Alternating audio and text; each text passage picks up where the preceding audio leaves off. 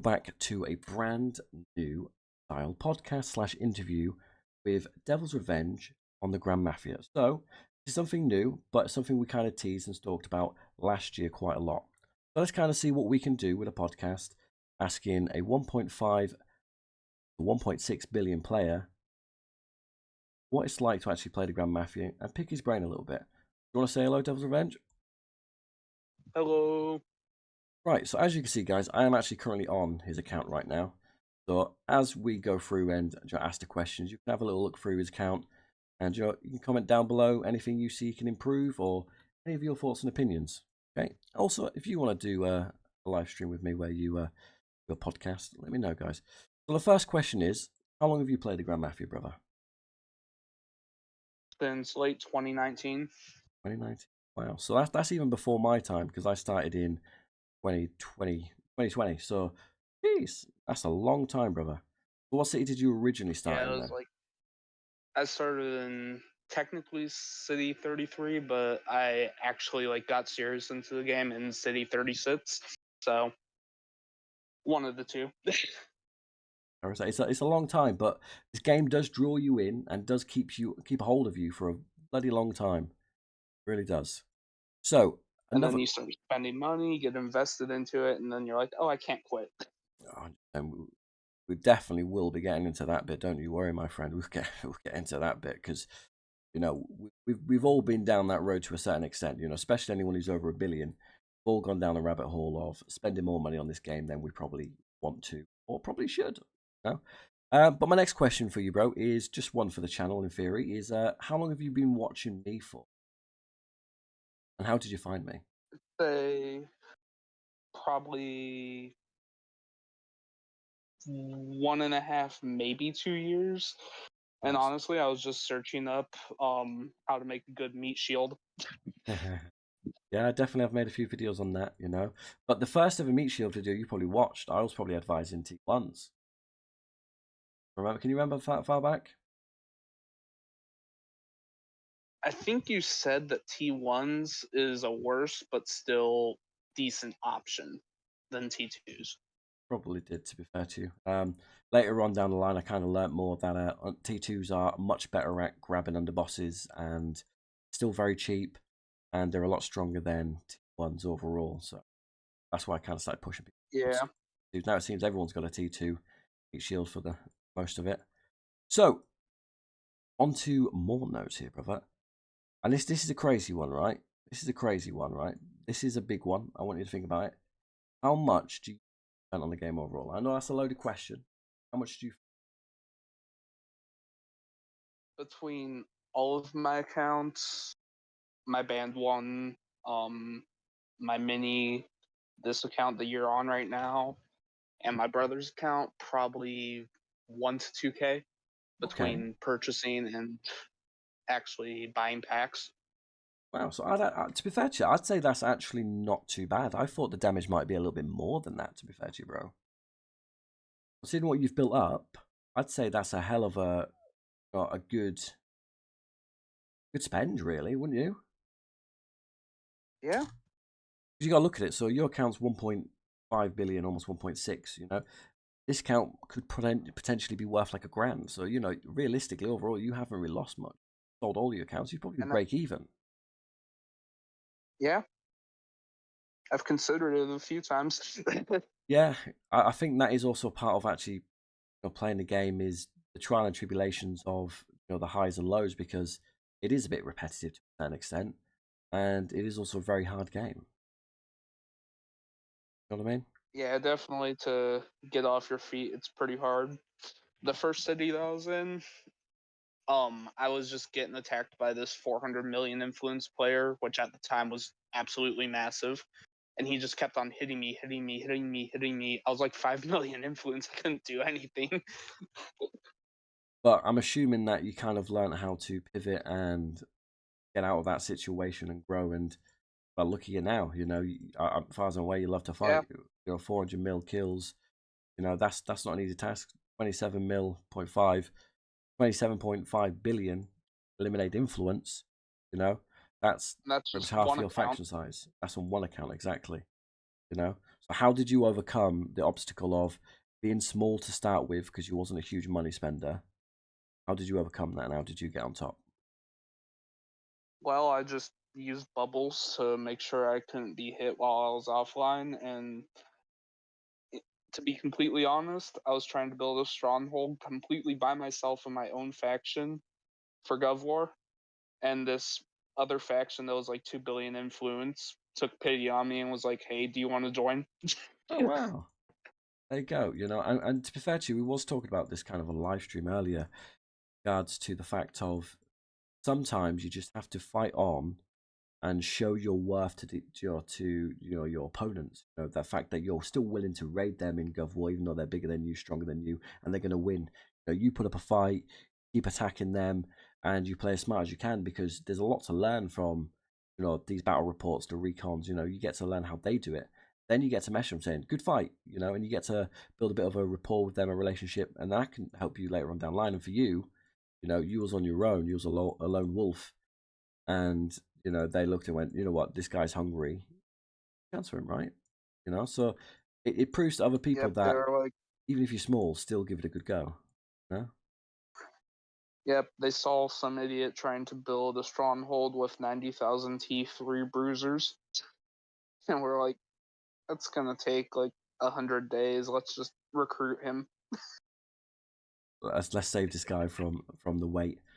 But you got to look at least you did bruisers. Everyone does say that bruisers are slightly faster than other troops. So I don't know if it was the fact that you only had bruisers, but at least you put the right troops It in was. there. Oh, well, there you go.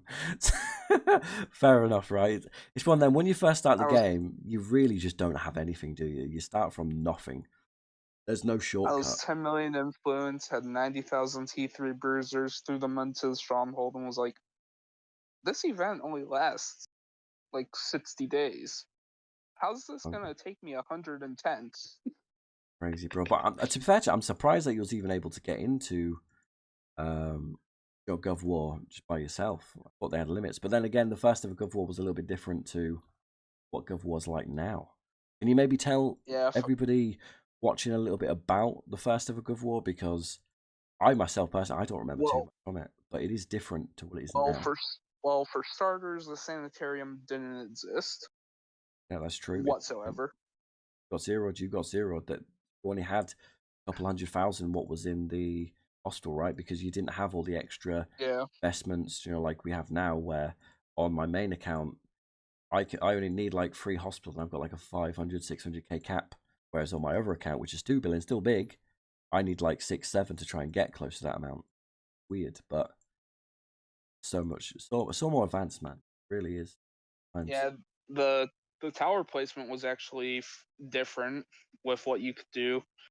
You could like line them up tile by tile, so you could put a tower there and a tower right next to it, and then a faction would have to fight through both towers to literally claim one tile.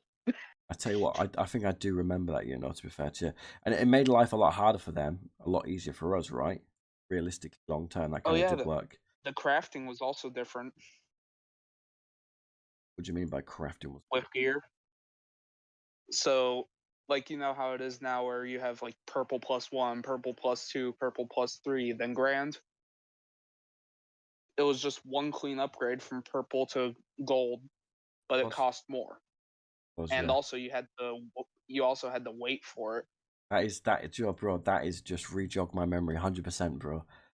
Because I remember back in the day, it's so inexpensive, and then they did come to the point where they broke it down because people just wasn't able to actually upgrade. It was that expensive and that costly. Because I'm sure you can contest to this. Back in the day, to get to T4 like quickly, or what I mean, it would take like 6 months to a year, and that's spending like 10K. It was crazy back then. It was so Yeah, hard with to get T4s. Not many people had it, and you was actually shouted out on Facebook when you unlocked T4. So if you go down the Facebook, guys, you'll see Wolfiax whenever I unlocked T4s. Bit of history there.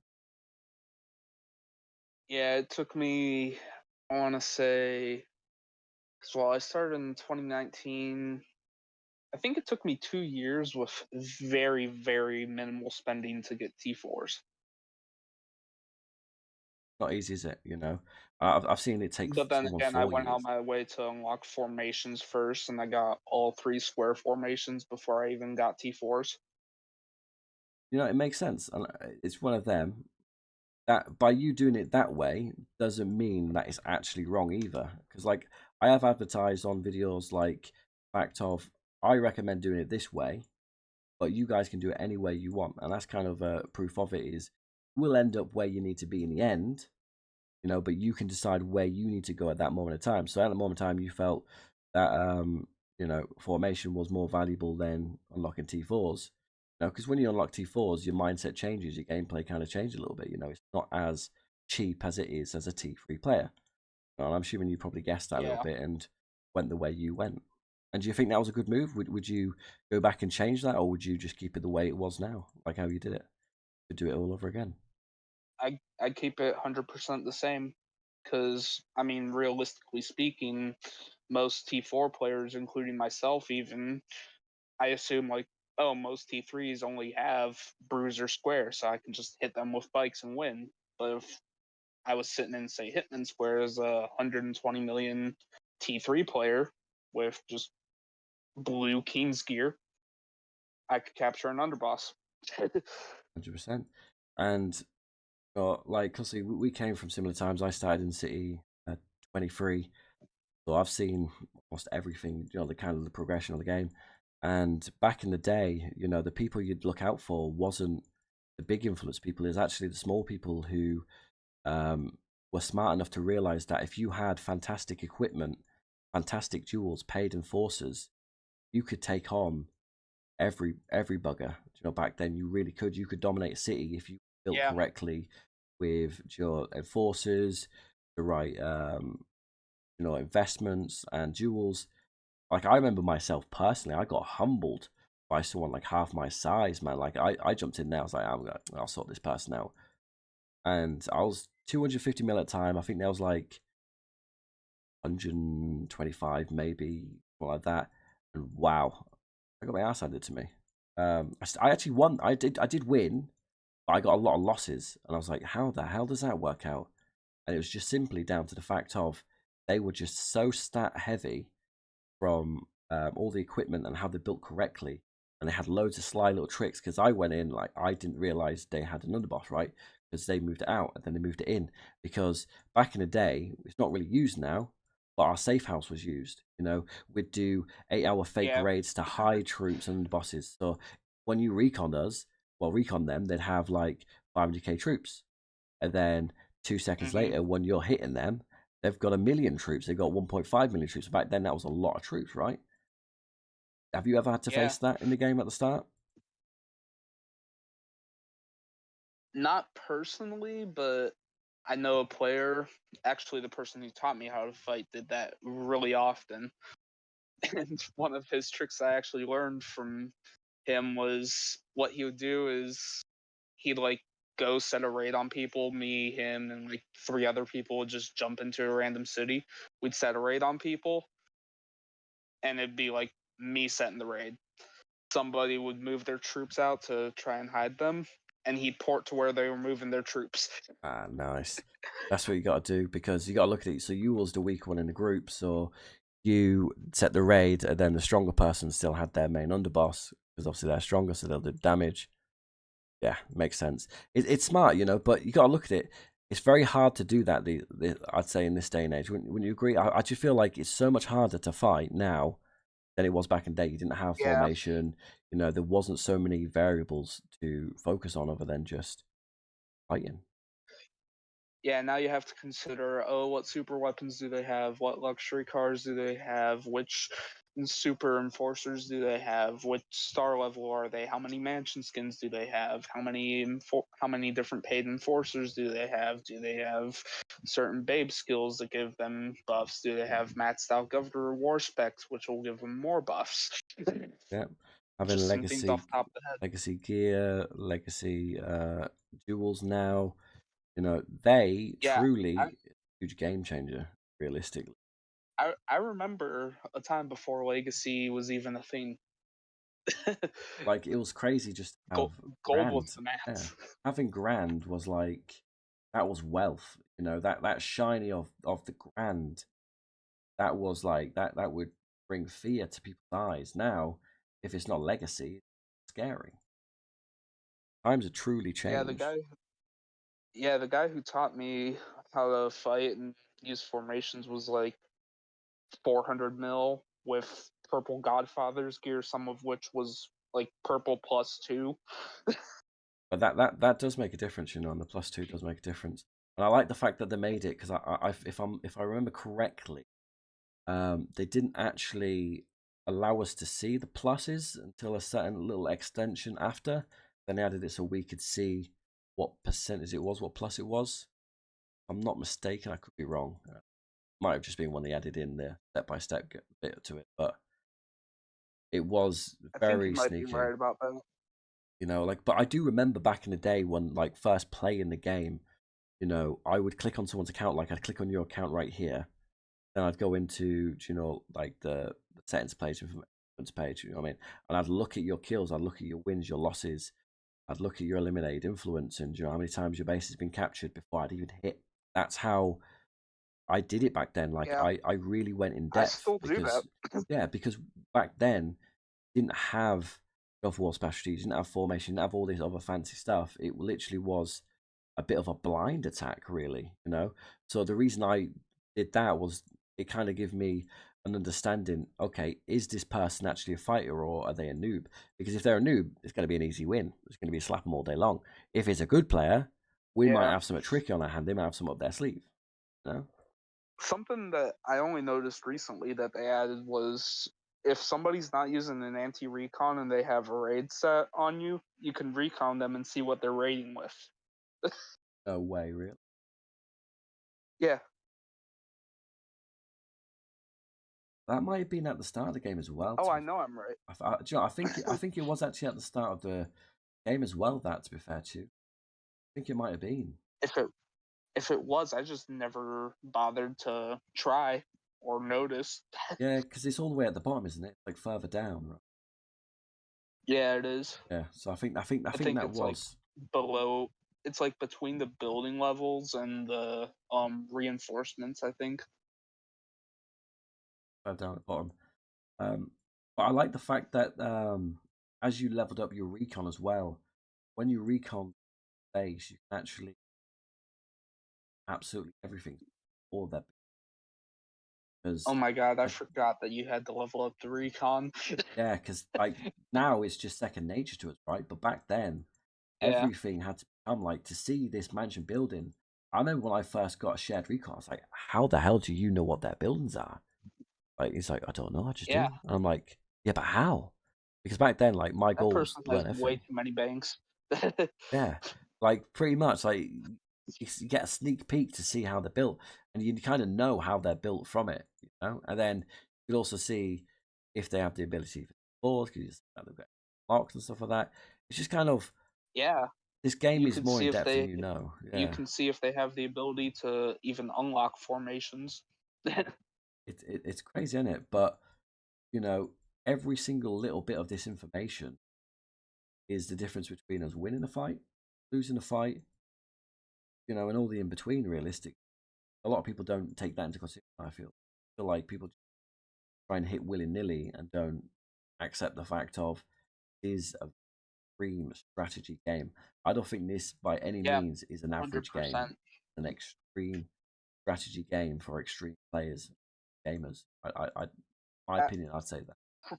for a little bit, I'd say up until you're about 50 mil, you can get by off of just casually playing. Um, But once you pass that and you get your gear up higher and you get your recon up higher, you get your stats up higher in general, you have to start considering like, can I take this guy?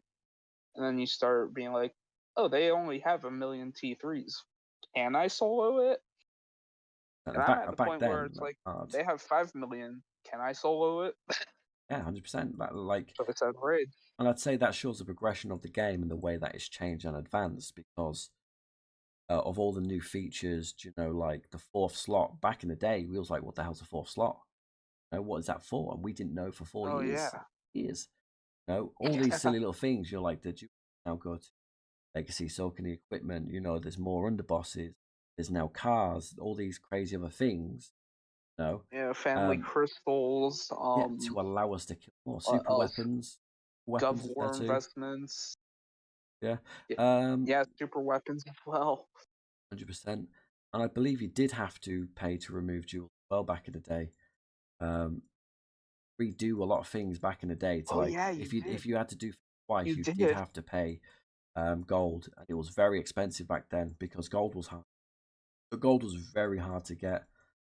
I think I Oh maybe need to yeah. look through my old phone and see if I can find some of the old classic OG fights and screenshots and videos and stuff like that. What I do have, what I recorded, not just for like friend group back then, action leadership group. That might be some. Yeah, up until I actually got T4s, the average amount of gold that I had was probably 400 at most. Yeah, because they get to T4s, you'd be scraping the bottom of the barrel just to try and get every investment done, get the resource. I remember back in the day having to use gold for resources. Right, it sounds silly now, like I'd never do it now, but back then that was an Yeah. option. That was my head that made sense because I feel like until you get to a Mm-hmm. certain size, as you said, like 50 million, you don't realize what is out there in the game, what possibilities are there, how in depth it is, because you're sheltered by the low levels or low tiers. You don't have everything unlocked. You don't Yeah. know what the vault If is. You if don't I'm know what not certain things. mistaken, for a good year or two of me playing the game, we get, you know how whenever somebody unlocks T5s, it sends it out to literally every player. It used to be like that for T4s, if I'm not mistaken. It does still email for T send a message. Yeah, but it's only the 10 cities above and below you, so it's only Oh, 20 cities total yeah, it used to that be you the get. the whole game. But I guess now there's that many cities, and by 6 months of the a city being open, hundreds of floors. So I guess in theory we'd just be spammed with a lot of them. So it makes sense Yeah, to why they've done that. Uh, I delete all the T4 ones and keep the T5 so I know who to avoid. I tell you what, right? It's funny that you say that because when it comes to the game, back in the day, you would have to screenshot every lost thing so easily on the game, and the game would just like wipe everything. So you used to have Yeah, to screenshot it it and try still and does remember that. it. It does do that sometimes. Like I know, like when I change accounts, the PC version, it acts like I'm on a brand new account again, and it's like, why are you doing that? And it like pops up all Yeah, their ping marks, even though I've asked them all to not up.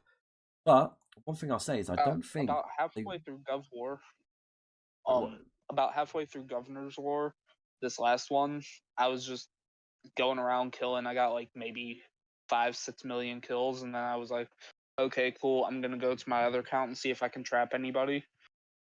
I came back onto the account that you're on, and all the reports were missing. and it does now, does it? Because you've just reconned them, and then now they might have their anti-recon on. You know, No, even like the actual battle reports were missing. or even the battle report. Crazy, isn't it? Because like I Yeah, remember with my old Wolfiax account, I still had the report saved for the attacks I defended against that the huge Gov player. Um, and then one day I went on and it was completely gone. I'm like, well, I favorited that. And that was saved and it's there for like a good year or so. And then just did. I'm like, what the why? Because that's a good bit of history. yeah. That's good memories, and that's why we do save it. It would be nice if the game That's could why secure them. that's why I favorite some things Yeah, 100%, because 100%. those I've even noticed like if you delete something that you have favorited, it'll still be in your favorites as long as you didn't delete it out of there. That's it. I lost mine from. I lost that one from the favorited one. I don't know why. Yeah, that's happened to me a few times. I've But noticed that like if you uninstall and reinstall the game, some things will be missing. it, Like it I've had entire does make GMs sense. missing before. Yeah, it does make sense to obviously a certain extent. Things do happen, but things do happen quite often on the Grand Mafia. I'd say, like every single update they Yeah, do, you're always going to have bugs for it. Something's going to go wrong. I remember at one point, right, and this one really really annoyed me with the game and upset me. Um, I was setting a raid against somebody, right? Well, sorry, I was trying to join a raid, and I was trying to heal up my troops at the same time, right? Used all of my resources, all of my gold, because I was using gold to do it, right? That's all Hmm. I had.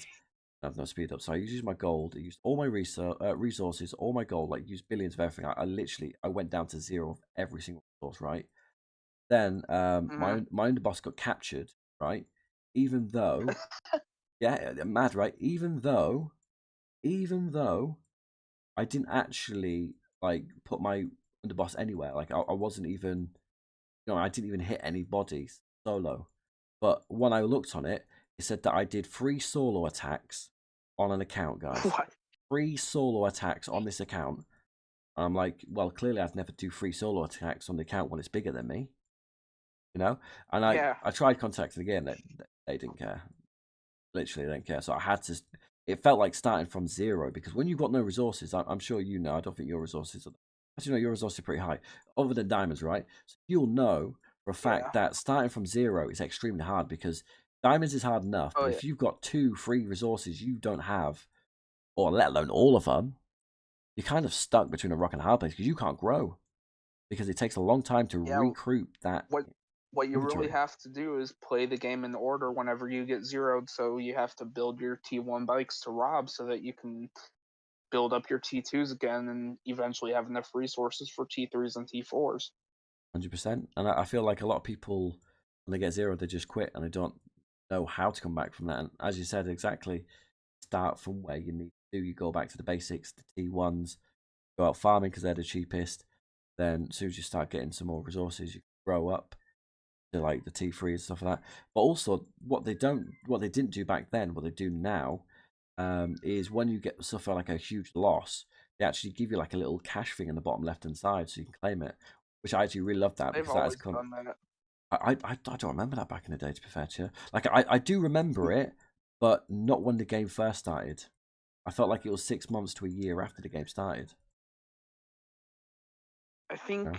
But I did start in part of 23. that might be you had to be in a bigger faction because I Could remember be. there was this one dude in my city who was like 400 mil, and he was just dominating everybody.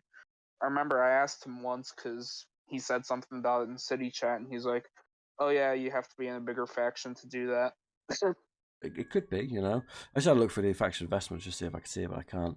But there are obviously perks with being in certain factions, and certain things you do gain from being in a certain size faction. And nowadays, your faction is pretty much almost everything. Back in the day, you'd jump out your faction, you'd make a new faction to raid people, and then you jump back into your old faction, and you wouldn't think anything of it. But now it's kind of I completely still different do that. times. But like you like now, you're losing out on an investment tree there. You're losing out on potential buffs. Can I see the easiest way to see action? If you know how you can view my influence stats, like my troop influence and stuff, under statistics, it should be faction investments, if I'm not mistaken. Hold on here. No, click on my Oh, here we underboss. go. Faction investments. Here we Uh, go. Yeah. So you can see like all of the things you actually gain from this, right? You know, and it may not seem like much, but it does go up. Like max wall It durability, adds up. 50k. You know, I wasn't you hit me earlier. Someone called Daddy Payne hit me earlier on live stream, and it literally did almost no damage to my wall. But that extra 50k could be the difference between that wall breaking and that wall not breaking, right? Because if that wall doesn't break, Yeah. you've won that fight.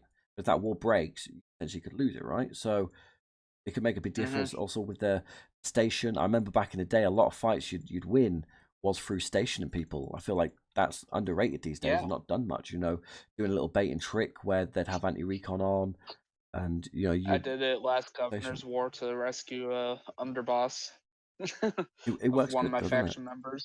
It works good though. I feel like people should go back to the roots a little bit when it comes to fighting because Yeah, There was I do it nothing all the wrong with the time, way we and did I it. amaze people. Yeah, it's one of them. Everybody kind of follows everybody like a sheep. You know, when it comes to fighting, when it comes to way to grow. But Yeah, realistically, it's all about thinking outside the box and trying to find a different way to do it. And especially for people like us who are, you know, very old in the game, we kind of had the benefit of being old, so we know how it used to be. We can kind of adapt a little bit and add to it. But then it does also make it a little bit harder because, you know, if you do take time off the game, you fall behind. And that's something I've found with the game is you can't really take time off the game too long. yeah. You ever I taken mean, like breaks and kind of got a bit stuck from it? when my original account got banned, I did um like take a week pretty much because I was trying to contact other faction members, being like, "Hey, do you have a farm I could have? Do you have a farm I could have? Do you have a farm I could have?" And it took about a week, so I was just on this little 200,000 influence account that wasn't growing whatsoever, and I was about ready to just hang it up, and then one of my faction members was like, "Hey, I have a farm that's, I mean, it's zero, but it has T4 and good gear." Jeez, that's a huge blessing to be fair to you from. But then again, was you still Hmm. in that big faction? What took you in and under their wing from the start? Was that the same faction? No, No, okay. But you gotta look at it I've like been that. That's in love, though, isn't more it? factions than I can count. What's your opinions on the factions? How important to the game are factions? Because I know I've spoke publicly about how important I think they are. What's your thoughts as a 1.6 bill player? What's your thoughts on how important factions are? I think it's double sided. It's like a double edged sword. Because on one side, like, yeah, you can grow fast, you can, like, fight more because you can do raids and stuff. But like me at 1.5 billion influence, I was able to get 58 million kills in the span of like 6-ish hours of fighting, maybe, just through my city Yeah. by myself. Can't really But do that too much these days either, can you? Really, back in the day, you yeah, could go out and get 50 million kills because I oh used to do yeah, it all the time. But now, not really something we I can do. remember what was the trying to think of the name, SPS. That was a massive faction. It was Yeah, like I 60 remember bill SPS. influence. It was like top 10, I think, at the time. But one of the people from my faction had their main there, and he, like, 6 members dropped into a city, got like 700 million kills in a day between them, and just left. That's crazy. But it was doable Yeah, back then. This day and age, I feel like it's just not as yeah. like I'd say 4 years ago, 300 million influence was relatively equal to what 1.5 billion influence is now. Would you yeah. say the same? I'd say around about 400 million, yeah, because at that point it was realistic unraidable. Like 800 million with a good chunk of troops was in a lot of our eyes is possible. Like, you know, we had no way of like going, yeah, we can zero that person. It wasn't ever an opportunity in our brain because I've seen like back in the Yeah, day, T23, a lot of people quit at 800 million and then came back 6 months later and they were still wasn't zero just because just haven't developed enough because they spent that much money on it. You know, yeah, back then, completely different times. Whereas now, you can 100 mil within a month to have T4s within a couple. Like if someone said that to us back in the day, we'd laugh at them. What you now? Some yeah. what would you do? I mean, I have a friend who's actually in the faction I'm currently in with both his accounts that he started a couple years after me, but with like he spent roughly the same that I spent, and he had T4s within a month. You know what I'm saying times have changed, and the one thing what really does bug me about the game, right, really does bug me, is the fact of is new accounts. so much stronger than old accounts. They get there so Yeah, fast and so strong. 100%. I feel like there's no limit on new accounts. Old accounts, no matter how much money we put in, we're still stuck at the old stats. You know what I mean? Like, in theory, if I recreated game on now, it would cost quarter of the price and it would have better stats. That's in my opinion, that's absolutely Yeah, factual. But there's nothing we yeah, because that's crazy they like have new the people. advantage of a developed game, like a fully fleshed out game. Because, I mean, think about it. We were around before Godfather trade was. And before So anybody the knew only what way to Godfather get even was, Godfather gear was to buy the $100 pack. So you'd spend $1,000, maybe have a green melee. 100%. I remember the times when everyone just had Godfather. Now you don't see green, you just purple, mainly purple. Yeah. Right, and it There's actually somebody who um has been in one of the factions I was in forever. I don't really talk to him, but I noticed his account a couple days ago. And he's like 500 mil influence, around the size of my mini, completely blue Godfathers. that's just wasting money, probably. Thanks for that.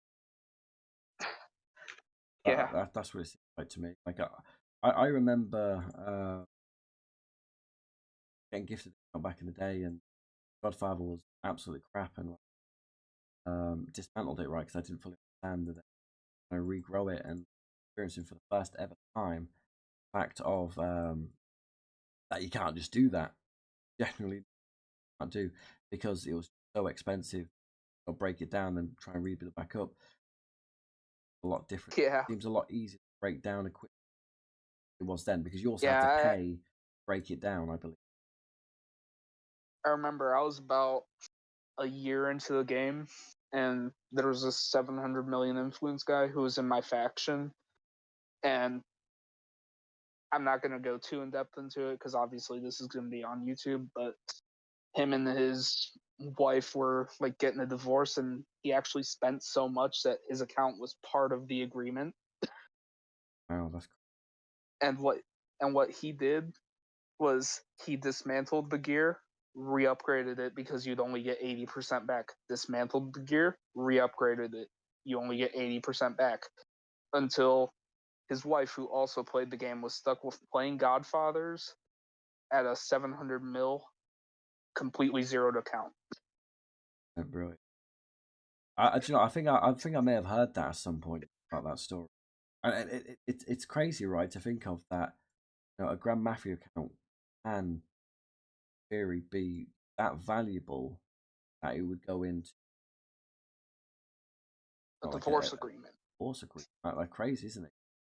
Shows the amount of money that you game and can do. Yeah. But the main thing I'd say is worst bit about spending money on the game is you can't make money.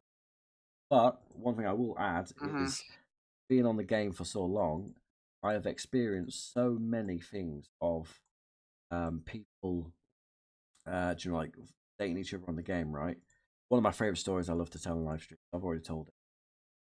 This guy was dating this young, sexy, hot blonde woman, right, from London. No kids, Mm-hmm. girls, then he came all the way from Wales here in London, right? And it turned out that she was a middle-aged woman. A dude.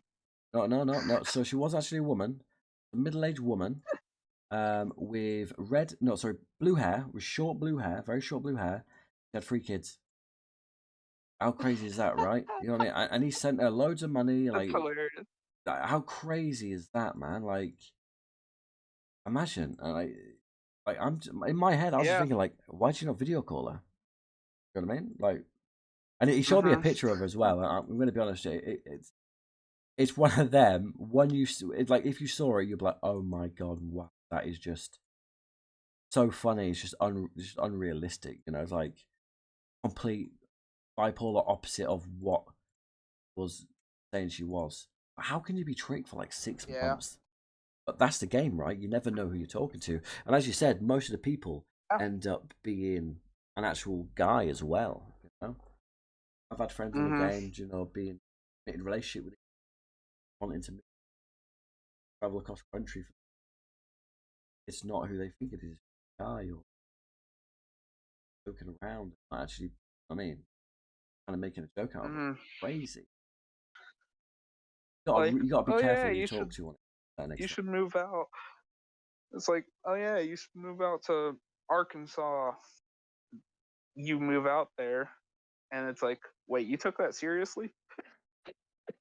Because it's one of them things where a lot of people just don't do like the 5Ps. And I always say preparation prevents poor performance. They don't ever ask for a video call or Yeah, do your meet homework. up first. Like meet up with this person first. Don't just move across country.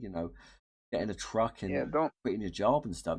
That's just man. It's like I guess some people just get don't pack so your sucked bags, in. quit your job, and Yeah, sell your house, move out. 100%. And the person was like, It's oh, like the profile picture on account. People fall in love with it, don't they? Like especially on the Grand Mafia, there's a lot of Asian ladies, like of yeah, Asian ladies, but half of them, well, majority of them are actually guys, and it's not even them, but they do it so they get free stuff and they get let off with hmm, things, and they really I use can make it my to their profile advantage. picture literally anything.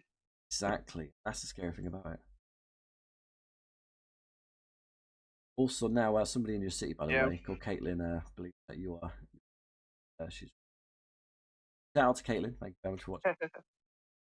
Um, to be fair to you, in the grand scheme of things, are you happy with the Caitlin is way? actually Carter.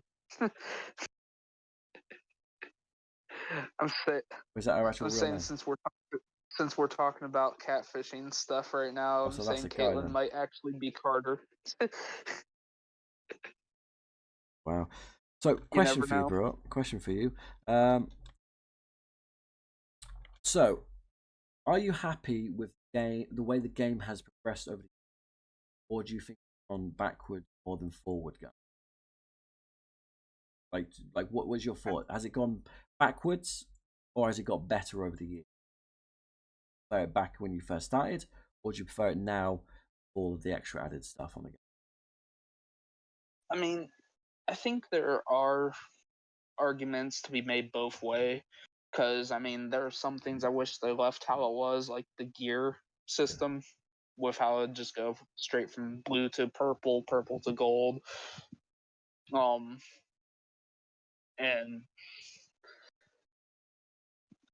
I wish that they have left it more viable for free to play players. Yeah, I'd say it Um, is probably easier now. I'd argue the fact that it probably is now for free to play players than it ever was. But yeah, because but there's such at a the same time, huge there's advantage for money spenders now, grow so quick, yeah, like it kind of counters it. getting Shadow Blade, Mirror, Titan, and then the like how many extra pay to win babes are there now? At this point, it is possible for a free to play player to ever the heights of a pay to win. Like I always advertise you're being in a great faction, right? And that's all good and dandy, Hmm. and that is fantastic advice. Yeah, we both could agree with that. However, even if you're in a great faction, it's not going to buy these extra paid babes. It's not going to get you the legacy jewels and the legacy coins and stuff like that because it just doesn't come from a faction. It's going to help you build up Yeah, your gear. It's going to help you grow. It's going to help you get speed ups, resources, blah blah blah blah. But the one thing it's not going it'll to do give is you help you with the pay 500 stuff. k medal Yeah, for their $100 pack. exactly. But it's not going to help you get certain things what are paid like Titan. Like you got to look at it. My account is top 40 in the world globally, 4+ billion. I don't have the huge Titan paid ones. I've got one of them, 300, free $100 packs or something like that, and it's still plain one, whatever it is. That is Yeah, crazy. I guess an argument could be made that they could technically be obtained for free, but that's not a very sound argument at all because you'd have to place first place every week of a governor's war to even get remotely close, and that's just one enforcer. Yeah, it's. I'd say they are quite stingy on some things. I do feel like the game does need to be leveled out, and obviously that's Yeah. why I wanted, for myself personally, partner with the game, and hopefully make it into something what's more. It didn't work out, unfortunately, but Yeah. realistically, they But you can need some always. side, who actually has paid for the packs, built their way. The game needs Hmm. somebody to do it, because if you've got all these devs in the top list, they don't pay for anything. They don't see the issue because they go, "Oh, all right, I need to get up to legacy now. Oop, I've added 50 packs on." It doesn't make a difference, right? Whereas for And us, they we have the understand the advantage of struggles. knowing literally everything about the game. 100%. And I would say over the years, the game has been pushed and put into the devs' favor than anything. You've got to look at it every time there's a big event on where you can go like city versus city. The game always seems to suddenly go down when it happens, but they can still play. Oh, we Yeah. didn't bubble in time. So there's a lot of sketchy things what happen, what probably shouldn't. Same with like the fact of verified that there are different versions of the game. So for like one Mhm. person on scavenger hunt, they can sit there and they can attack constantly, non-stop, right? Do you know, for the Yeah. gold ones, it's corrupt cops, I think, right? Whereas on a different Yeah. version of the game, you can't do that because that uses an action point. That's a complete different advantage, because if you can just sit there Yeah. and hit them all 1,000 of them, right? Well, just under 1,000 of them, you can Yeah. get yourself tens and tens of thousands of golds and days and days and days of speed ups, whereas the other person can't do that, and that's not fair. Yeah. I genuinely don't think that's fair. But to be fair, at least in my experience, Say again, bro, you broke up. if that, Say again, bro, you broke up then.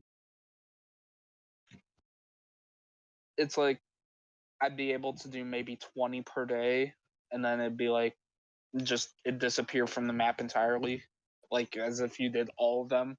Yeah, see, that's what I'm saying by the different versions of the games, because we've seen me be live for like 3 hours and continuously hit it right until I maxed out on the 2 bill account recently. Whereas I Yeah. said some account can't do that. It doesn't make sense. Hmm. Be And there's a probably thing. a version where it takes up action points, but you're It able does. to hit them until they're done. It does, bro. And it's like these minute little things, but it does make a difference. And the people don't know. Like obviously I know because I've I've had different accounts from all different cities and I've done crazy different things on every single thing, right? And it's my job, as a content creator and streamer to know these things for you guys, right? But most people wouldn't know. And then I also got a screenshot verifying from, like staff members from Grand Mafia verifying that there is actually different game versions where the game is slightly different. Scavenger Hunt is different, and other little features are actually different. I'm starting to think like, wow, I can't believe you admitted it. Like, Yeah. I can't believe you've admitted it. Like, why would you admit it? Because you're just throwing yourself under the bus that the game is not fair and it's not equal.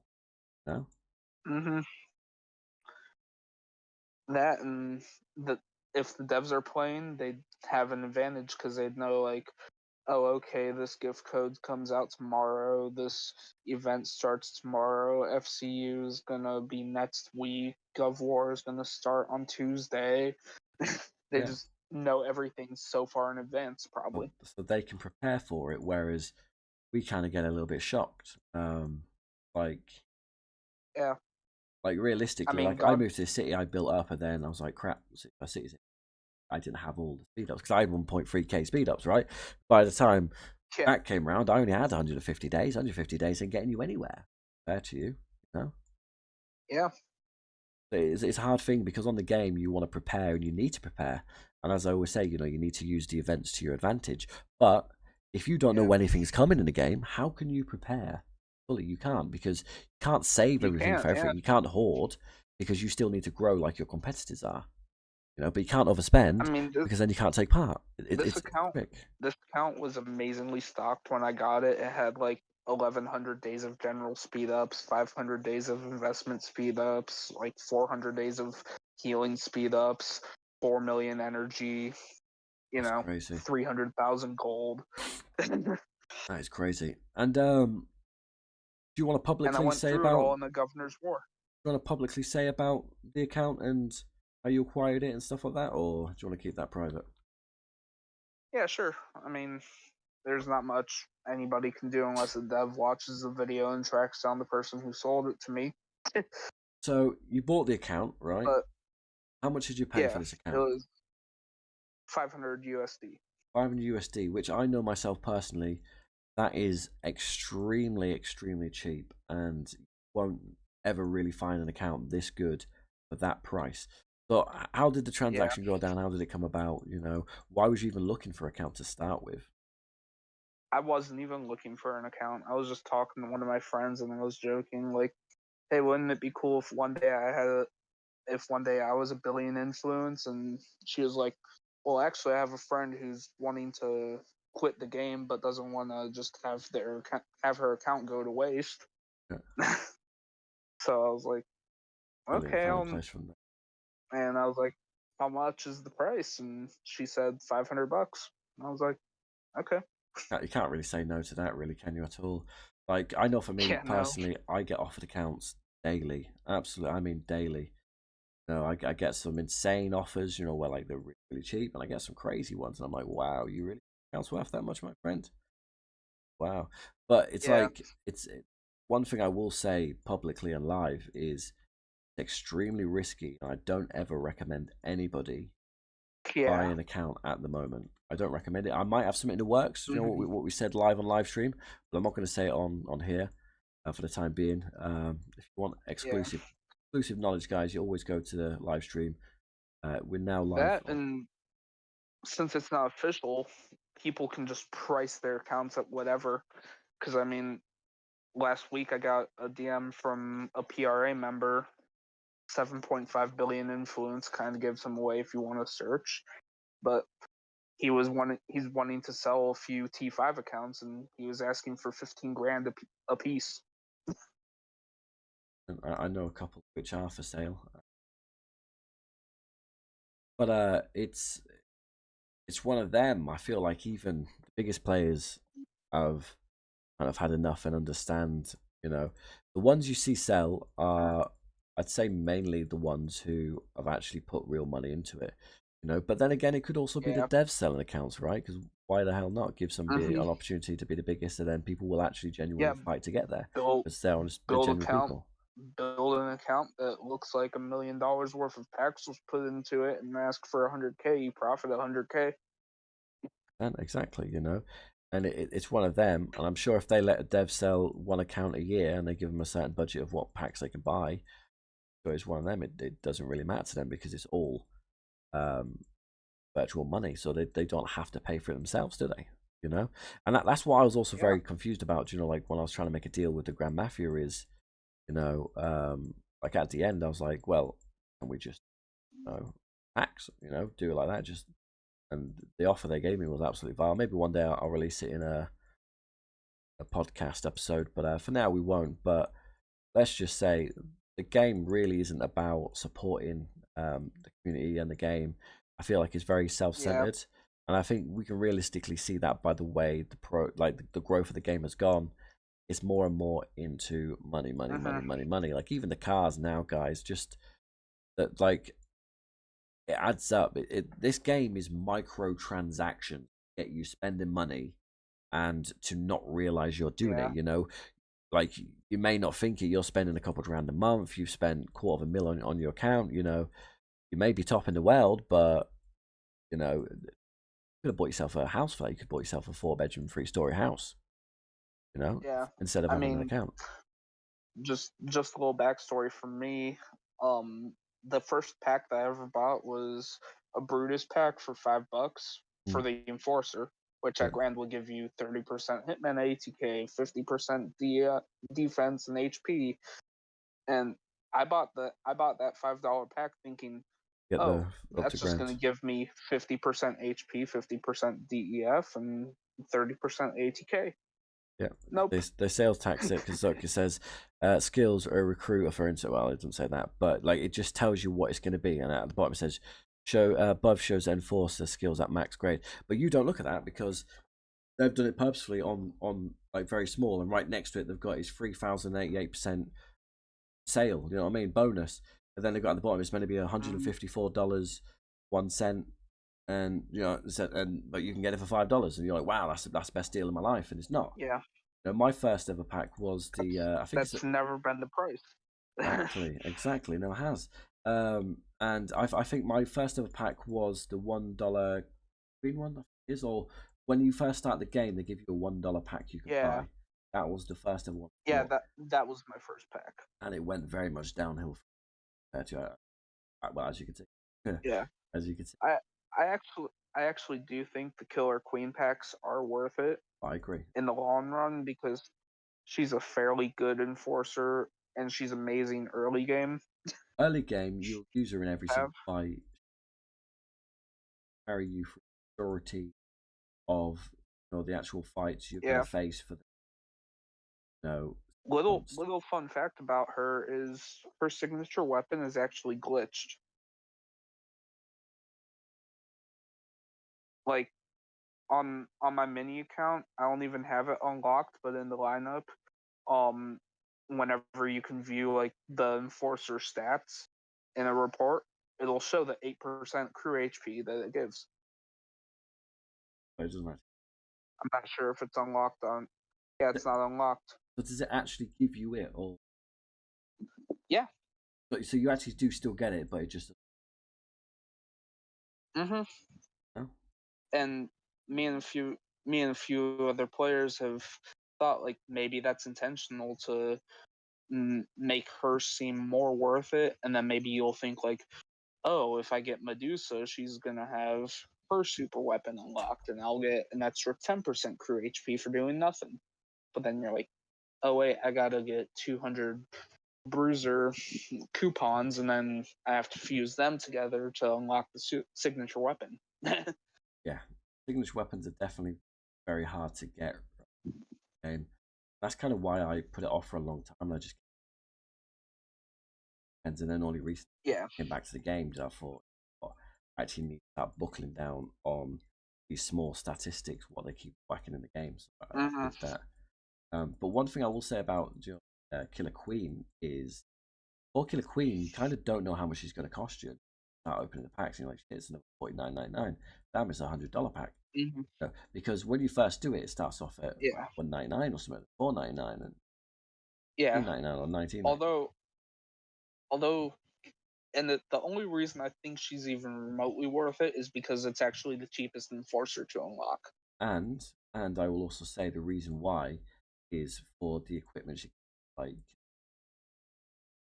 that, the architect shovel, actually stuff before you Mm, would get it on the no. game. Like the inherited sniper rifle when you first start, Yes. that Yeah. 11% does help, and that them biker bruiser hitman attack 5.5. That's not much to us now in the game, but back then Yeah. that was crazy. Heritage other one gives you Hmm. underboss XP. If you wanted to get to to underboss level 60 back in the day, guys, you had to be a Yeah. crazy killer or money spender. I used to go around killing everyone just to get up. But if you put this on, it increases it Hmm. by 65% as well as cash reduction. And when you're new to the game, you don't realize that you ever have any cash out. So you think Yeah. that's the best thing since sliced bread one isn't. Most of the things you give, like the inherited army boots too, diary production, you don't realize you need, but in the Yeah. future you do, as well as the underboss XP. So that's why Hmm. I'd say it is worth it Yeah. in theory for If them I little didn't things. have Godfather boots, I'd be using those for my resource production preset. Because it makes a world of difference and you continue to use them throughout the whole entire game. It won't let you Hmm. dismantle them, want you like anything else equipped it, right? So realistically, Yeah. in the grand That scheme, one I they're actually good. do use This one the is, yeah, the because underboss it gives 22%. some resource production for all resources other than diamonds and cash. Cargo and metal. Yeah, that's really good, isn't it? Realistic overall, because the other one does have diamonds on it. Hmm. On here, I think, yeah, this one's got diamond production, so they do have it, and the first one has cash. So overall, when you max it out, you get a full set to help you with resources and underboss XP, which is And extremely valuable construction in the game. speed. And construction, yeah, so stuff what you very shouldn't have at that time in the game. So it puts you a little bit more advanced than others, but you got to pay that cost, right? And Hmm. I think that's the whole. game is on that edge, Yeah, pay. But even if you pay, it doesn't mean that you're good. I think that's the yeah. thing what people misunderstand. I mean, I have a very prime example of that that actually happened just a couple Gov Wars ago. There's this guy in the faction who I won't name just because I'm not much of a fan of him. But he's, yeah, he does. I guarantee he does not watch your videos, otherwise he'd be an absolute beast. Right? You should But watch my video. he he's 2 billion influence, full legacy Godfathers, Wow. and he has like 1.4 billion kills or something like that. Has access to a 1.2 billion alt and a 3 billion alt as well, which wasn't originally his. And he lost every other fight in Governor's War. And that He had a right there, 50% loss rate. yeah, and that right there does show to the high extent of people get upset, with money spenders going, "Oh, you're only good because of money." No, money does not do anything. As I said at the start of Yeah, this podcast, this and game is a highly skilled strategy game. If you're not good at the game, you're not going to be good at the game. You need to be able to build the account to a high level. You know, equipment isn't and going then to he'd save you get everything.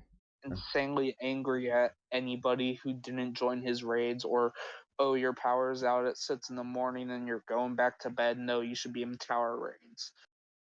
I'm Yeah, like, bro, you kill 50,000 T4s of mine per hit that you tank, and you use the same lineup against the same person 7 times in a row against the same lineup he's using and lose each time. No, I'm not going to join your raids. lack of knowledge. You probably use loophole as well as his main underbar. And the one thing I'll say as well, No, he uses El Santo, I believe. one thing I will say as well is when it comes to big players and money spenders, one of the big issues I find, and the reason why I actually started making videos as well, and why I continue to do it, and why I reached out to so many people, is get like a small faction leader, right? They don't know what it's like to be a big dog. They don't know what it's like to be a money spender, right? So they just fire upon these people and go, "Oh, help me, build, grow, grow, grow. We need you, we need you, we need you," right? And then these people build completely wrong. They don't know how to play. They've got no guidance. They're just being told to grow, being told to fight, jump in, fight. They lose their Yeah. underboss. They look like a tool. They waste loads of money, and then 6 months to a year down the line, they quit the game because they can't figure out how to play it. Because if you Mm-hmm. jump, or well, if you run before you walk on this game, you will not understand this game. You need to go through the Yeah. stages, understand what it's like having T1s, fighting with them, T2s, T3s, and then finally reach T4s, which is Mm-hmm. scary, and that takes a bit of time to overcome. You know, and then Yeah. when you start seeing your influence grow because you're investing a lot more and you're getting better at the game, that's when you kind of fully understand the game, and you've got to experience everything at least once or twice for it to actually start making a big impact on you for you to learn. And the way to learn that is trial and error, right? Doing it smartly and slowly, or from a good leader. And the issue with this game is there's not very many good leaders. That's why Yeah. my faction thrived at the start of the game, and we dominated City 23 for a long, long time, as well as um, I made the content because everyone needed a leader, and I was that leader for everyone in Ethereum. Even like you said, Yeah. you need help with meat, searched up, and I was there. Same as everything else anyone searched up for the Grand Mafia. I'm there for them. I'm kind of like, as everyone says in the game, like uncle and grandpa and stuff like that. In theory, like that's kind of what I am for everyone in the game because no matter how big or small you are, Yeah. there is content there to grow. And the leader can either make or break the faction, because I And wish, mean, there's good leaders who will know like their faction's ability. Like, if you were running a 30 billion influence faction, I know you wouldn't turn down a deal that a 90 billion influence faction gave you to get to Z4 for a single first occupation of a hotel, for instance. yeah, it's one Meanwhile, of a them 30 you billion got to influence learn, right? faction that I was in, the R5 decided, no, you need us to win, so we're gonna just completely turn down your offer and then try and fight you guys. And then I'll get myself boxed in a week and be begging Devil's Revenge to come up with a plan. Yeah, it's one of them. It's just lack of knowledge because they didn't have a leader. They jumped in to be a leader, but wasn't willing to go through every single building, click the information button like I was. They wasn't willing to try, and Yeah. that's what sets you apart from being a good leader.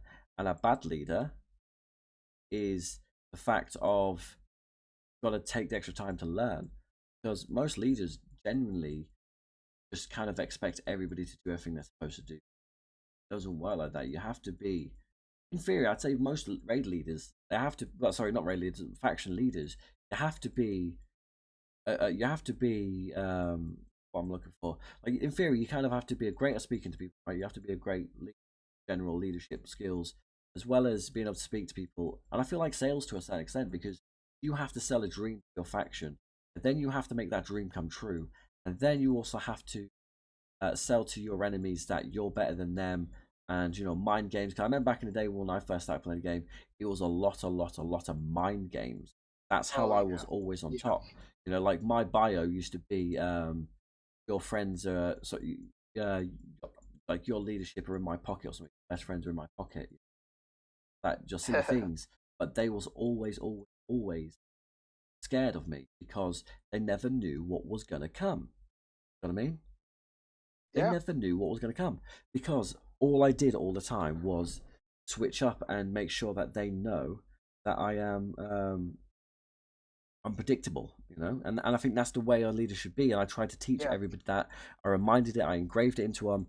If you're offline, safe house, you're under boss, hide your troops, bubble up if you have to, anti-recon from day one. Because if you Yeah. don't engrave this in people, they will be silly and they'll grow big like that person you said and lose all the fights, because fights are hard. This game's hard. As we keep saying, the game's really Yeah. hard and fighting is not easy, and it is scary. Your adrenaline goes through the roof. Your heart is Oh yeah. pounding. You are sweaty Oh after yeah. an hour, 2 hour session of pure fighting back to back. Because when you get bigger and bigger, like when you're fighting, especially like me, I've been in top factions. Fights cost tens of thousands of dollars. Some fights can even Yeah. cost like $50,000 and more. Climbing, I and if mean, there's no going stopping. back to that same 2 billion influence guy who was absolutely atrociously horrible at fighting, he was always telling us in faction messages saying like, hey, I lost 15 million T4s this governor's war, you guys need to help and step up. Yeah, 100%. And everybody was sort of collectively like, well, that's on you for losing every other fight, but hey. Yeah, 100%. It's one of them. It's kind of like, as a leader, you need to be able to tell people where they're wrong and then educate them, not just go, "Oh, you're doing it wrong," or just tell them to fight. Right? It doesn't work Mm, like. I remember when I was a leader, when I was a new, fresh born leader, and I was all anything. I came from Mafia City, right? So I kind of knew what I was doing to a certain extent, but I didn't know as yeah. well, because you don't know. And Hmm. I remember Two we had completely this. different games. Exactly, it really is. Back then, it was a little bit similar, but now it's completely Yeah. different. So I said to I this went through guy, the same process as you actually. I came you from have to Mafia relearn it. City and then quit Mafia City. Exactly, you have to relearn it. So what happened was, right, there was this guy who was 90 million, right? 90 million. And then I had two players who was, one was 100 and something, and the other one was like 67 million, right? And I mean, both my guys were very heavily, built up, very well built up, very good players. Obviously, I trained them the best I could with what knowledge I had, right? Yeah. Made sure they did good. And I said to him one day, I was Hmm. like, we can't solo him, right? Well, you know what I mean? We can't beat one on one. So what I want you to do is I want you to go in first, and then I want you to go in second, right? So I got the big guy going first, second guy go in second, right? Yeah. So I send the attack in, right? I said, go, go, go, go, go, right? First hit goes, second hit goes in, and I told him after that, keep spamming it, right? Oh my god, guys! Oh my god, did I make them lose a lot of influence? And as a leader, that's horrible. You don't want to do that, man. But me, Yeah. they lost millions of troops that day. our faction looked bad, man. And as a Mm-hmm. leader, you know, you have to accept responsibility. That was my fault, and I learned from that, and they learned from that. We didn't know that wasn't a thing. Both their underboss got caught, and a lot of their troops died. But it was a part of Yeah, the learning process. And as a leader, you've got to be willing to kind of learn from their mistakes, put your hands up and go, all right, let's do better next time. Right now, we know we can't do that. What can we do to better it? I As a leader, you'll make remember mistakes, but it's how you bounce back from it and accept responsibility from it. That's a big thing. some some people can be completely clueless on this game. Like I remember I was maybe like 4 or 5 million influence, and I got my underboss captured by somebody who was like 10 million influence because I used to actually send my enforcers to different tiles I was robbing so that I could level them up. Yeah, Because you actually got enforcer XP for sending them to tiles. you did. But now I don't think you get it, do you? Well, I haven't tried it, but then again, we are No, maxed out. you still Still do. do, yeah. You still do. Yeah, because I Yeah. remember back in the day, like Oh, everything you'd do, like obviously you'd want to send it to casinos, you'd want to send, and that's where that equipment would also come in play as well, because um, because obviously it gives you that extra underboss XP, and as people used to get it, but they mm-hmm. didn't know to use it because people don't read, man. You need to look at it, like you need to just take Yeah. 2 seconds. Okay, that gives me investment speed, that gives me movement speed, that gives me max crew capacity. Okay, that's going to help me in them Mm-hmm. areas. But people don't do that. They didn't do that much back then, and the very few did, Yeah. like myself. We did dominate back then, and I would say back then I probably was one of the best people on the game. Now, definitely not. Yeah. But back then, 100%, because I was confident and able to fly around a city where I wasn't the biggest. I was only 250 million. And I would smash everybody in that city, and nobody would touch me because they knew I was built correctly. I didn't fear them, and I knew exactly how to play the Mm-hmm. game. And that, in itself, was more valuable than size, just because I knew how to play the game. So that should Yeah. be a lot of That's been the same insight for with me. somebody. Like on my OG account, I built T1 so that I'd look really small in comparison to what my troop count actually was. At my peak, I was 415 million influence, but I had 9 million troops, most of which were T1s, which, you know, stupid cheap. And this 600 million dude raided me in the city, and he lost like 900,000 T4s. I lost like a million T1s. And he just messaged me going, oops. Because the thing is that's I think that's realistically the way you should do it, because you shouldn't be negative towards somebody or toxic. Because we've been experiencing that, with the new city, where they're Yeah. trying to blame me and And, stuff like that. And in and we theory, were you're playing just the game. laughing about it after. Yeah, I was you're like, just playing the I'm going to game. go make some pancakes and do a victory lap. Yeah, 100%. Because it's awesome, right? When them things happen, like I remember when I beat Gov, obviously the biggest faction at the time, it was 2 or 3 billion or some crap like that. Huge, right? And I was on 250 million. So 250 million is Yeah. nothing now, but back then, as we said, 400 mil is about the size of like a 1.5 bill account now, right? So I won Yeah. against him. I was the only one who fought him. I won against some of his faction members who were all bigger than me, but I still fought and I still won because of my knowledge, and that's valuable in this game, guys. Knowledge is Yeah. key. And he went to City Chat and gave me props. He said, like, respect to me. I'm the only one, who would stand my ground and actually fought because I was the only person who did it, and then Yeah. I ended up running that city. And that to me was a huge success because normally you wouldn't get to speak to a top player in the game, in the world, in the Mm-hmm. game, and for Yeah. him to go in City Chat and give me that respect, that was amazing. But he was also a tool as I well, to be can, fair, because he left, right? yeah. I raided all his faction members, pretty much zero most of them out, what I could, yeah? And then he came flying Yeah. back and then started trying to solo me. He wasted 90 teleports to fly back, try and solo me. I just sent him laughing faces, bless him. He's like, I'll be back. I'm like, well, come back then, mate, because we saw what happened last time, fella. And it's Yeah. that power move of knowing what you can do and what you can't do. You need to know your limitations on this game. No, you really I, do. I mean, I can put that into perspective a bit better. Go for it. Because the person who taught me to fight, the dude named Purple, who's like a 400 mil of math stats, but only played with T3s because T4s were too expensive back then for him. Um, it actually took Gov splitting into 4 separate factions to quadruple raid him twice while he was offline to zero that account. Wow. That's how good 400 million influence accounts were back then. Bro, It took 100%. the biggest faction on the planet, Yeah, 100%. splitting into 4 accounts, catching him offline in his robbing gear, 100%. And eight total raids do you know that to kill him.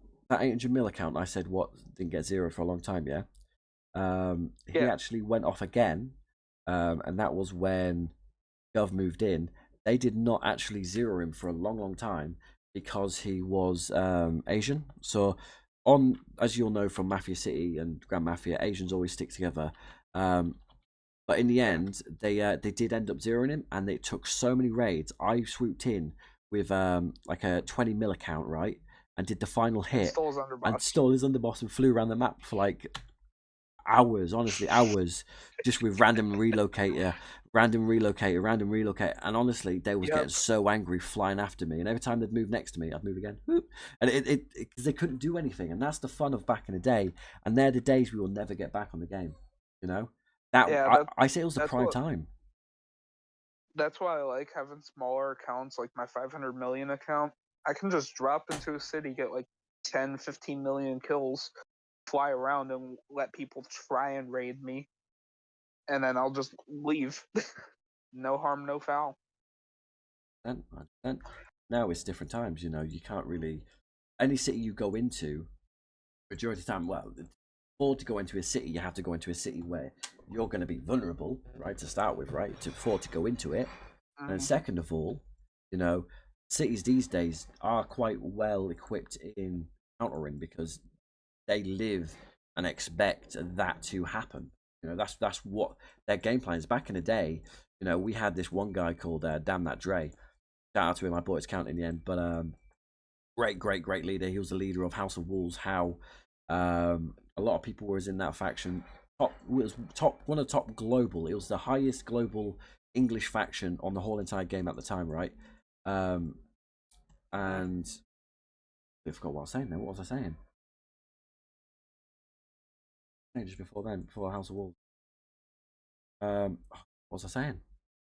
Going into cities and just Oh yeah. destroying people. So damn that Dre, right? The leader of How was the only person who actually was the one saying, "Yeah, people are going to come over. We have to prepare. We all have to fight together and be together and united to attack that." And I was there Mm, like, I mean, conspiracy theory sort of guy, you know.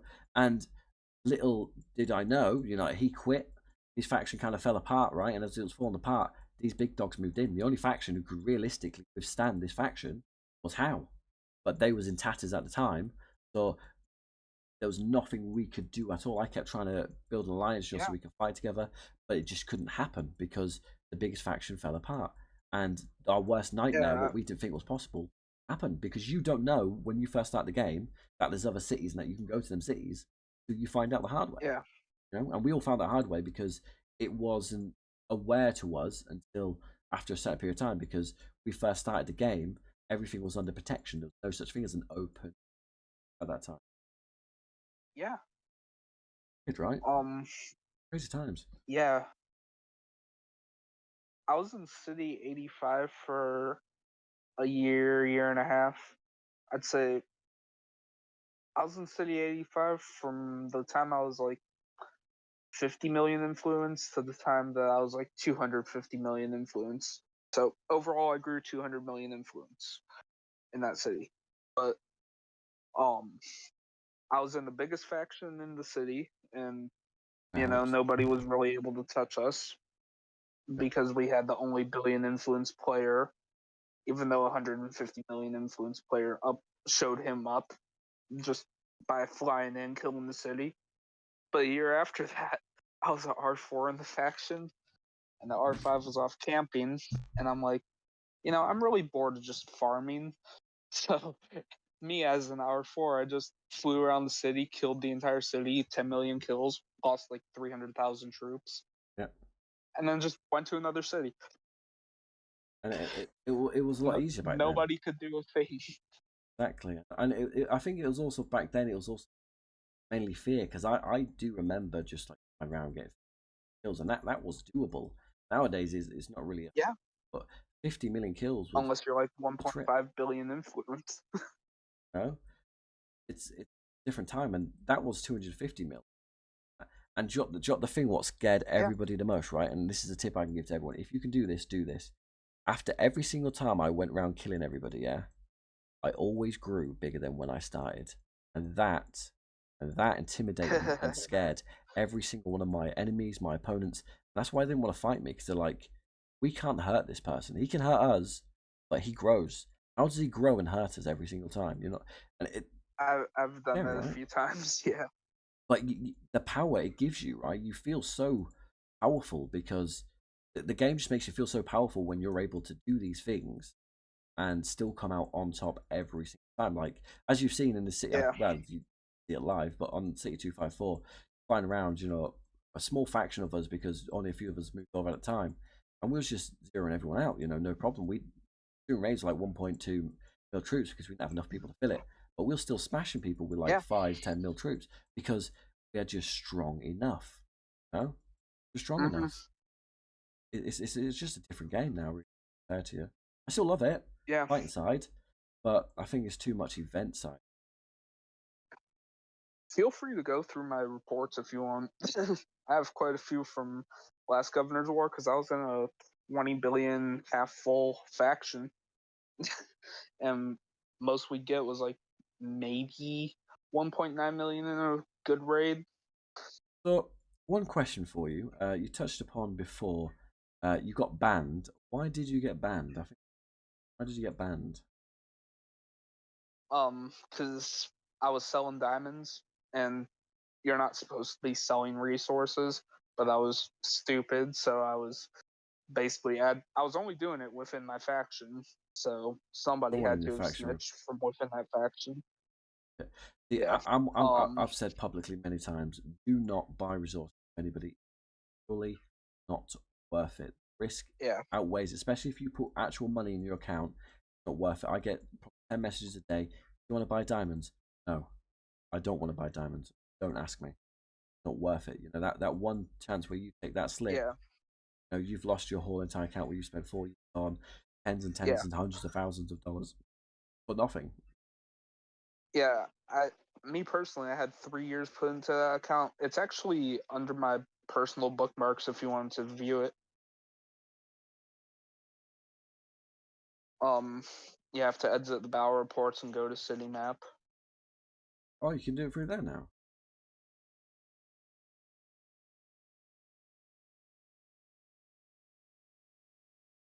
Yeah, go to city map real quick, On this up here. and then click on my Oh, that one. bookmarks. No, not that. Yeah, That it's right there, right? there. That there, right? Bookmarks. Go. You were just on them. Yeah, click that. Go And to then, favorites. That was my original account. You were oh, just on favorites. it. Favorites. If I click on that. Yeah, you can click on go and it'll take you right to the coordinates. Thought you was on about like like favorite like reports. That's why my brain was just. Oh Go no. to what we're looking at. Are we looking at the But fact that yeah, you got another lot of kills? Kill as well, not yeah, bad. that was my original account. It was 415 million influence, but you know, I got it was actually funny because I got banned in my robbing gear like 10 minutes before Massacre Day was starting. Wow, crap. That's not a fun time, is it? Really? Um, So that account is currently still banned. Yeah. yes, I still have the login for it, and I occasionally check like, is it banned? Yes, it's been over a year now since it was, but Have you tried appealing the ban? yes, I did. I tried on Discord, I tried online, I tried on the actual game itself, What did they? and they're like, no.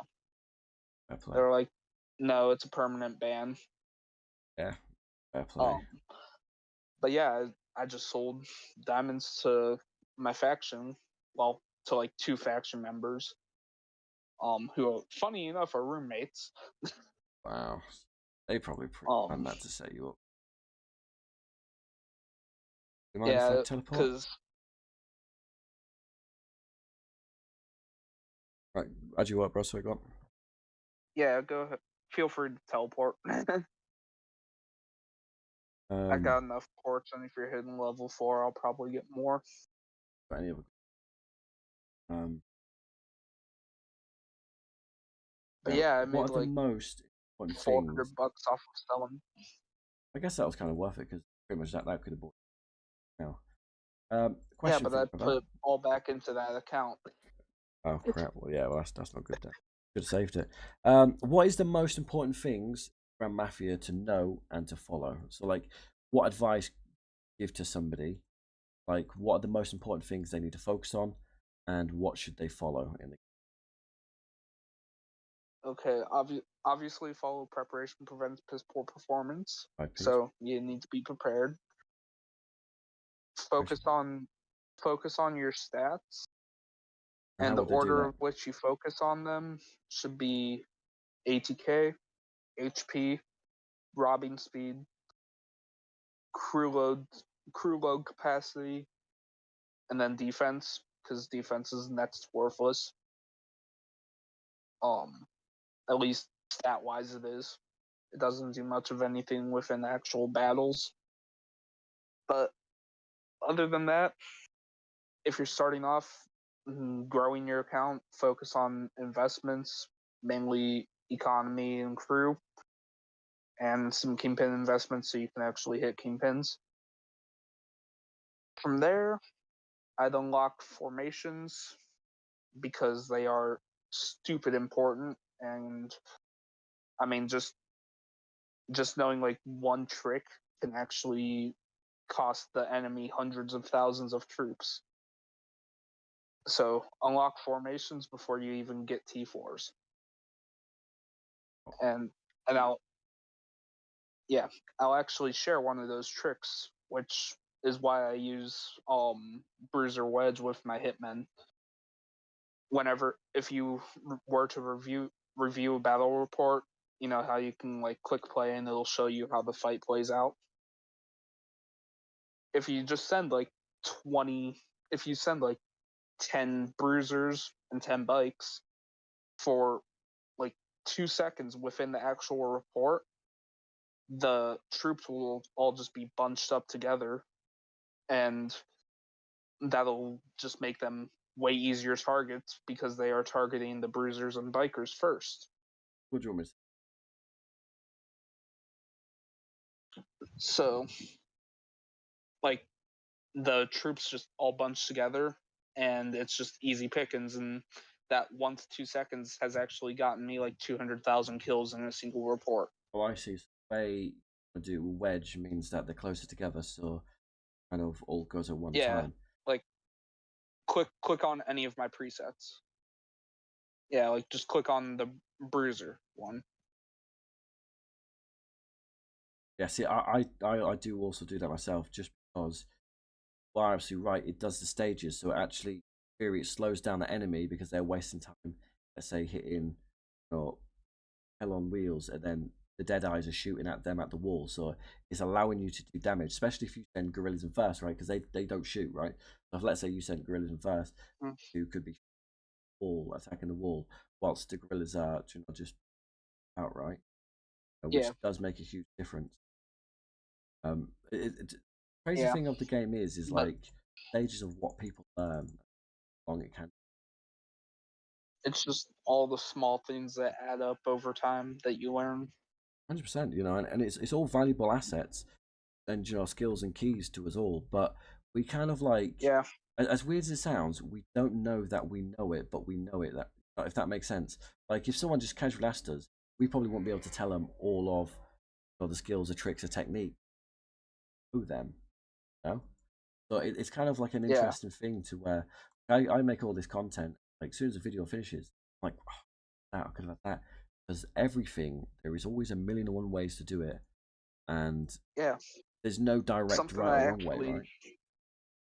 something I actually discovered and tested while you were streaming. Still, I did this way earlier, but um, El Santo is actually the best underboss to have out of El Santo, Red Thorn, and Tengu. Who have I Tengu got? Have I got actually Tengu? kills 25% more troops in a fight as opposed as an enforcer as opposed to your underboss. Yeah, I did see that. So I think I've got him as an underboss. So I do need to come up with an idea of what I should put as boss instead of him. But I do need El to go Santo. through El Santo because I do also need to change presets around. Like, that's the thing, guys. Is when it comes to having a big account like this, the 1.5, 4 bill, the 2 bill, whatever it is, you know, it really does take a lot of time, a lot of investing to understanding the game and trying out all these Yeah. things which people don't want to try because it takes hours. It takes hours and hours and hours and hours and hours to read all these things, to Yeah. test it, to try it. And sometimes you sat there wasting $100 worth of stuff to just actually understand and figure something out. You know? Mhm. Whereas most people don't want to do that, Yeah, like not to. when I was putting together my presets, I've everybody should be doing this, but most people for whatever reason don't. I've noticed is I actually I did the gear first, and then I did the enforcers. I was like, okay, so I have an extra 20% bruiser ATK on my bruiser bike set. I think it's actually the other way around, but I'll throw in an extra bike enforcer with my crew enforcers. Back in the day, we did literally Or spend 5 of course, and that was a smart way to do it. yeah, But realistically, now it isn't, or because one doesn't even have special yeah, effect. and it the game is all about balance at the end of the day because One thing can throw you your have to account balance your stats, otherwise you'll have a weakness. I mean, for weakness. instance, with my mini account, you'd think like, oh, he doesn't have crew enforcers, he won't have a good mixed attack. But what I do is I just use bruiser enforcers since they're my weakest troops, my hitman biker set, and then bruiser and let's say I want my hitmen to be strong, I'll use bruiser hitman specs with bruiser gov war specs since they're still my weakest, and I'll still hit like 800% on all three ATKs. Yeah. It's weird, right? Because we go into such depth about the game to try and figure out how to get it better, and you know, confuses me how some people aren't interested, don't want to actually do that. Like, you're playing a strategy Yeah, game. Why do you not want to fight? Why do you not want to grow and become strong? What do you think? Why people don't want to fight and don't take time to actually learn and invest the game? What do you think that is? I think part of the reason that people don't want to fight is because they see the um see like, oh, if I throw in 200,000 T4s and they all get wounded, that's 100 million diamonds right there that I have to use to heal. So they just see the potential cost and not the actual That cost. scares them from So they see like, yeah, because how many people our size actually have 100 million diamonds they can just willy nilly throw out? that. And that's why back in the day when we learnt about putting a small amount of T3 in each fight, that was a godsend. Like the amount of massacres Yeah, from learning that yeah, was I crazy. still do that to this day. Yeah, Like 100%. when I went when I went rogue throughout my old city, I was throwing in like 20, 30,000 T3s per fight just to take up the wounded slots. Unless it's a power fight That or power raid, I will add in yeah, because it makes a I world mean, of a difference. if I'm soloing 4 million troops, I'm gonna have all T4s in because that'll kill more than it'll cost me. That extra 20,000 might get me 70,000 kills, but only like 5,000 wounded out of T4s. Whereas if I threw in 20,000 T3s, they'd all end up dead, and I'd maybe get 30,000 kills. Exactly, yeah. So also learning the final, like kind of like making the final decision, as we keep saying, 5P's preparation, precipice, poor performance, is you need to also know when you're looking at that report and what they've got, how many T3s do I put in? Is it worth putting T3s in? Because as you said, T3s can be the difference between winning and losing. During loads Yeah. of troops and the fight, because you may put some T3s in, but that T3 might counteract it, and then they end up killing a lot more of your troops than what it would have if you put 20k T4s. 20k T4s does make a big difference in a fight. Like even in the raid, you can get a max raid. It makes a world of a difference to a raid what's 50k Hmm. short, 100k short. Doesn't seem like it, but Yeah. really, really does. Everything counts. You always want to have as many troops in as you can. So that's why if you can always have size increaser on, do it. If you can always have a crew attack on, do it. It may be costly, but it saves you Yeah. in resources. It saves you in time of trying to train up troops, and long Hmm. term, extremely valuable. But a lot of things you couldn't back in the day, and contested this, you couldn't get.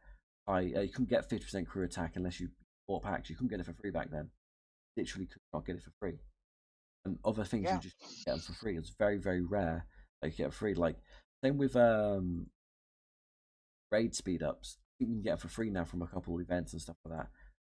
But back Yeah, then you you can get couldn't. some off of FCU. And I think it used to be $100 pack only. Get them ones back in the day as It well. still is. It still is. There you go. You know what I mean? So crazy, but Yeah, I've honestly needed. probably cost more people. I've honestly probably cost people more money and wasting the raid speeds to just hit my bubble as opposed to actually killing their troops. 100%. I used to love doing that too. I used to let my bubble drop, like if I was online, do the exact same as you, bait them in, let them come in, bubble up, because and like Hmm. if they're raiding you, let them raid you. Move across the map, they speed up, and then you bubble up because it's so hella Yeah. expensive. And like even myself, I've bought $100 packs to a raid and speed it up, and then that's ended up, they're fucking bubbled, and it's the worst thing in the world Hmm. because you've been outplayed. You are Yeah. a plonker. I mean, there's nothing you could do about it, but it's like can't be angry because it's fair play. They did what the game's supposed to do. There's nothing wrong with bubbling. Do you agree with that? 1.5, 1.6 bill player. Do you agree? There's absolutely Yeah. nothing wrong with bubbling. I I think it's mean, frowned I'm upon. actually bubbled right now on that Oh, account. actually, yeah, you are.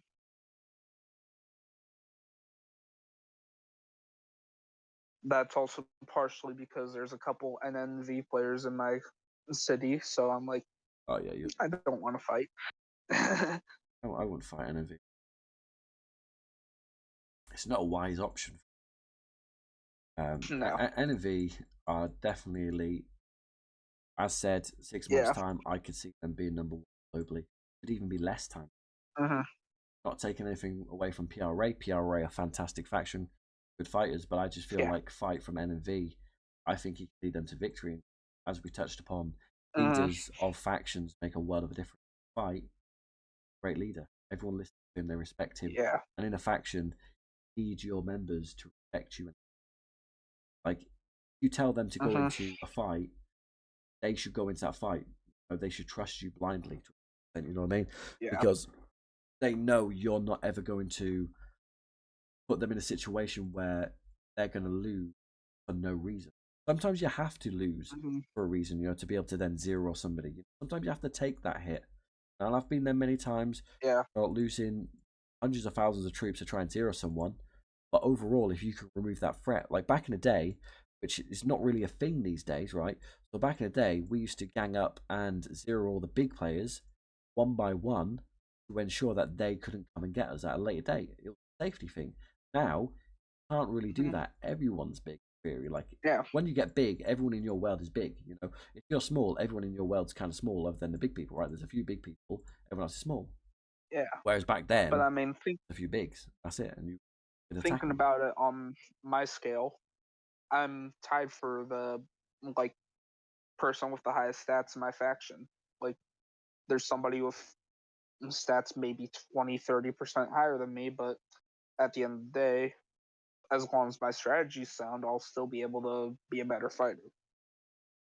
Um, but I also have 43 million troops. Imagine what zeroing me would do. That'd take 43 million troops out of the equation. And the thing is, when it comes to 43 million troops, is you've got 50 million. What I've got, we can fight for days and days and days. Troops. We all want Yeah, to heal up and like resources, but realistically, want to get down a day, we can fight for days and days and just let them die. Could do that, yeah. can do that. And if we had to go to that place Mm-hmm. with that mindset of doing that, we can. And that's the kind of the scariest thing. People won't do that. I've done it before. I've had to, and And long nothing as wrong you with it. play smart, you can get it all back. Like whenever I did my massacre of my old city, I got all the troops that I lost back plus 200,000 within like mint 3 days of me moving. Yeah, 100%. And back in the day, I, I feel like it was a lot easier to grow back up, if that makes sense, like reheal, get troops. I feel like it's harder to troops now. yeah. But then again, that could just be because maybe the time I'm thinking back wasn't T4 time. Well, mine was troop return, and because I had such a large stock of speed ups, I just kept up with my troops that I was losing. So like I'd throw out 500,000 for this MD. I'd train them on influence day or speed up day, or it's both. I'd do like half the troops on influence day, so I'd shoot up 10 million influence, and then do the other half on speed up day to max out the points. And that there is something I've tried to educate people consistently throughout my channel is utilize what the game gives you. Utilize what the game gives you, all the events, you will grow a hell of a lot faster than if you willy nilly do it uneducated without a care in the world. You have to follow the flow of the game and the events. The events are there to help you if you followed the process. Agree with that one? Yeah, aside from aside from Governor's War I'll go for it. registration starting like a week and a half after Governor's War ends, Doesn't help, does it? I've just run through my whole stock of speed ups. I've run through all my energy. I've run through all my ports. I've run through billions of diamonds and cash and cargo and all the resources for that matter. Um, And then it's like, oh yeah, you got a week to get that back. yeah, that's. I think sometimes they do it on purpose because I feel like sometimes there's different times in between, and I feel like sometimes it Yeah. really does.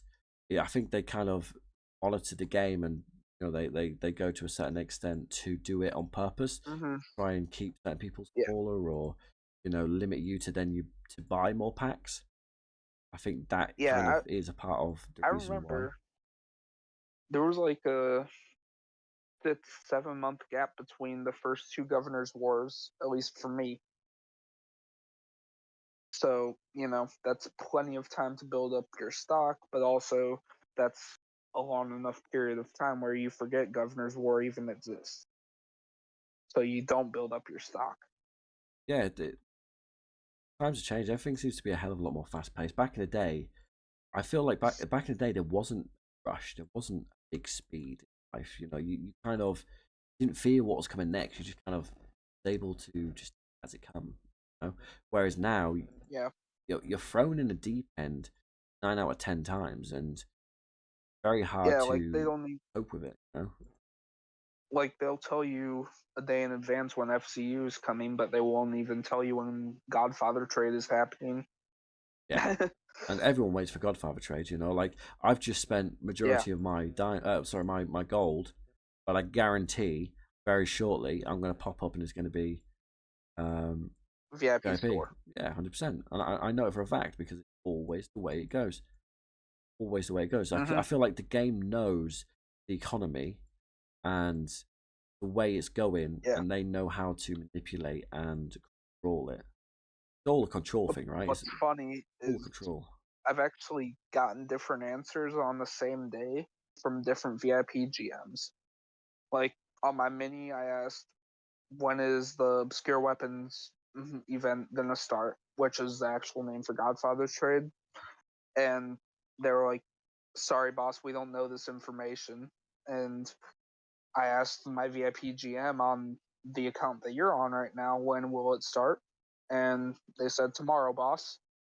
Wow. I guess it's one of them because there is a lot of people and it's not always just one person. You know, I remember when I was in talks with Yeah. Mafia, about a potential deal between me and them. I was getting Mm-hmm. messages on the weekends because obviously they work Monday to Friday, right? According to the VIP. Mm, But I was getting messages at like 2, 3 a.m. Saturday, Sunday, random times. So it's kind of like yeah, but it's that's also different time zones. no, but what I mean is they was messaging me on out of hours, right? So there is a lot of different people who Mm, work behind the scenes, and I feel like depending yeah. on who you get, depends on what you get. But most of the answers I've always found because I used to ask for help back in the day, right? Like knowledge, try and get better to be able to Mm-hmm. help the faction, right? And majority of the time back in the day, all they would do is try and sell you packs. Oh, you need to buy this pack. I'm like, well, I didn't ask for that. Yeah. All they used to do is push packs, packs, packs, packs, packs. It's like, I want pack. I want to know how to get stronger in this area without spending money. Yeah. And they wouldn't tell me how to get strong in that area without money. And that's where you can come in with your YouTube channel and explain how to do that. It's true, it realistically that their ignorance and lack of support really does help channel in Help you. theory, yeah. But it's one of them. It would help a lot more if they was willing to help and support the channel itself because they can see the effort we put into the channel. They can see the community that we've grown. We've almost got 1,000 people on Discord. That's a large number of people to move from one platform to another. 1,000 people is a lot of people. You put them all in a room, that's crazy, you know. Yeah. Uh, That but room would have to be awfully big. yeah, exactly. And I feel like they I think that I'd say the main reason to why during the end because I kept asking the certain questions. They're like they'll say pretty much like we don't have budget for it or like marketing budget. Like have an advertisement, have the money. You ads all the Yeah. time, and they're just trying to act like they have funds and like and I like it's think not worth I their think time. part of it is also the amount that you spend dictates how their responses are. Like I said with my mini, I got the response, "We don't know when that event will start, boss." Meanwhile, on my main, I got the response, "It's tomorrow." I know for a fact that more money has been put into a 1.5 billion account than a 562 million account. Times more valuable to them, and they want to make more money. But that could also be the exact same Yeah. reason why they didn't really want to actually support me. They're like, well, if we don't support him, he'll continue to give us money. Whereas if we do support him, he won't give us money because we're giving him money. Hmm. Because in theory, like if let's say they gave me money, share it around and share it around. Whereas that really doesn't. Yeah. Actually, no, that would have been a good idea for them because they just get it back in the end, anyways, right? So I don't, they're very Hmm. confusing. I don't I really didn't Which, see their play. which is why if they understood my intentions when I was selling diamonds, they wouldn't have banned my account. Yeah, I Because understand. Yeah, the the way I did perspective it that was you the could money build that I it. made by selling my diamonds was the money that I'd spend on the game. Exactly, yeah. But like, even if you tried saying that to them, they wouldn't care. They'd class it as, well, we'll go make another account. Go do it again. Pretty much, go do it again. That's No, kind of I they kind of let that happen. technically I wasn't supposed to have been able to, because whenever my account got banned, I it didn't give me the option to click on like the circle at the top right that But says to like make a new, switch account or whatever.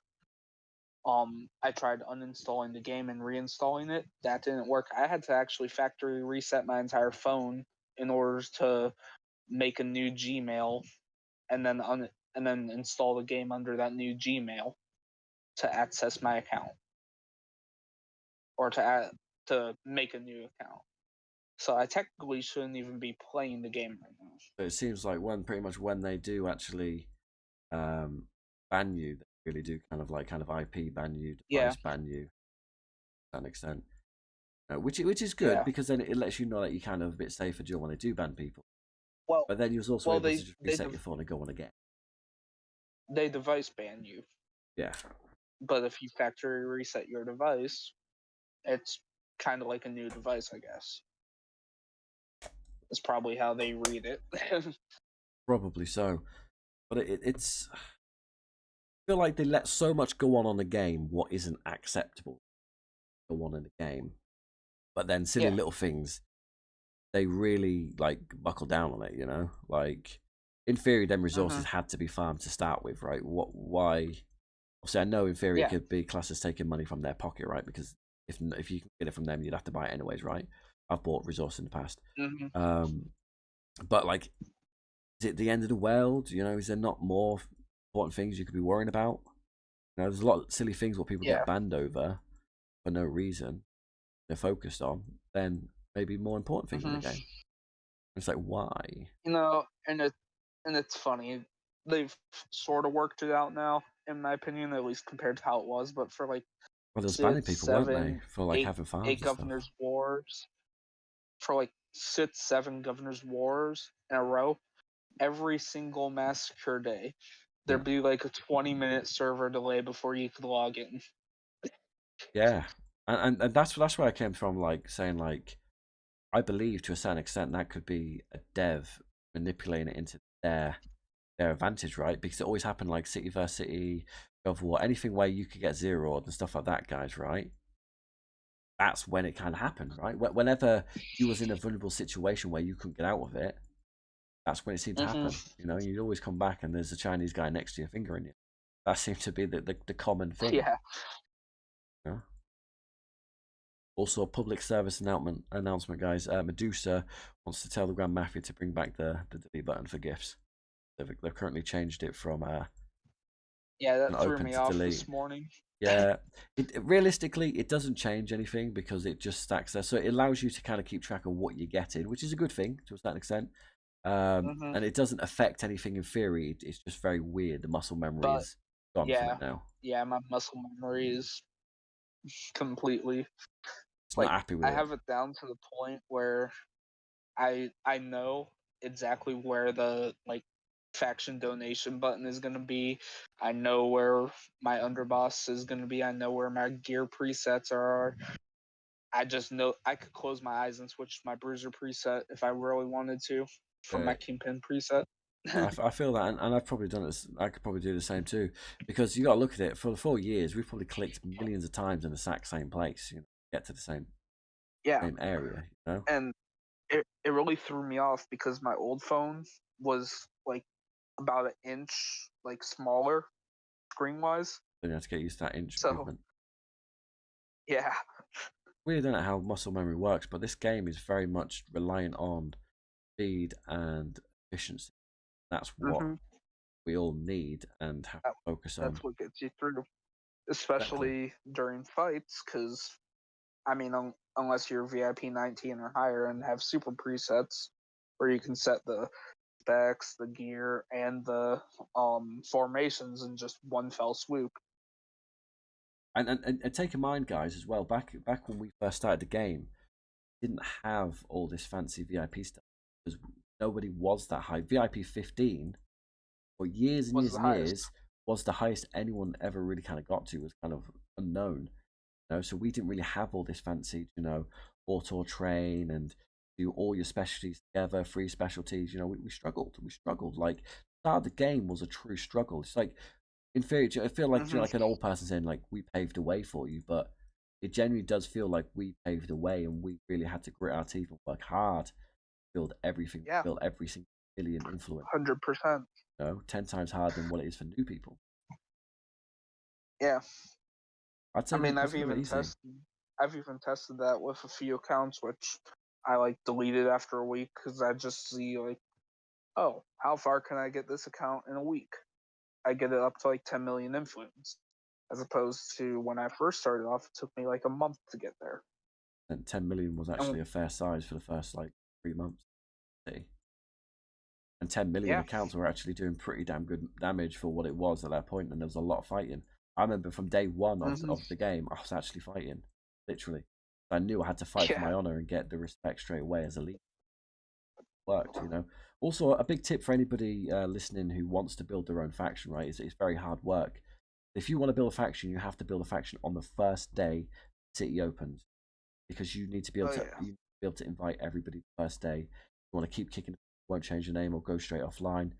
Building a faction takes a lot of work, but Hmm. you need to be there first instant that Yeah. City opens. If you're not, it might not be worth it.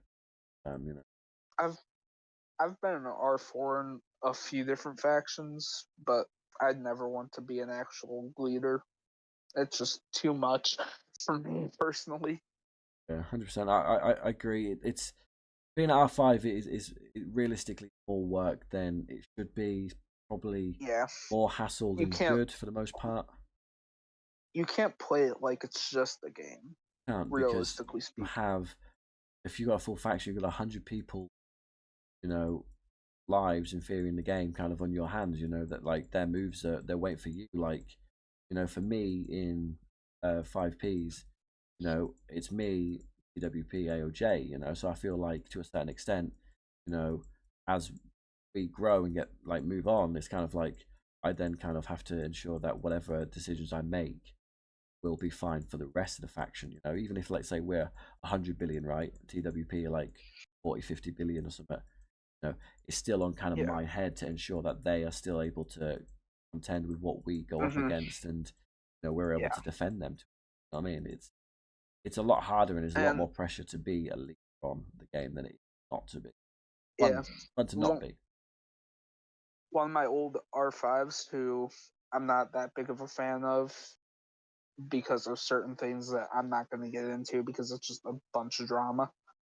But she actually played it as if it was, as she put it, politics. R5 is 90% babysitting. It really is. It's solving and sorting out issues what other people create.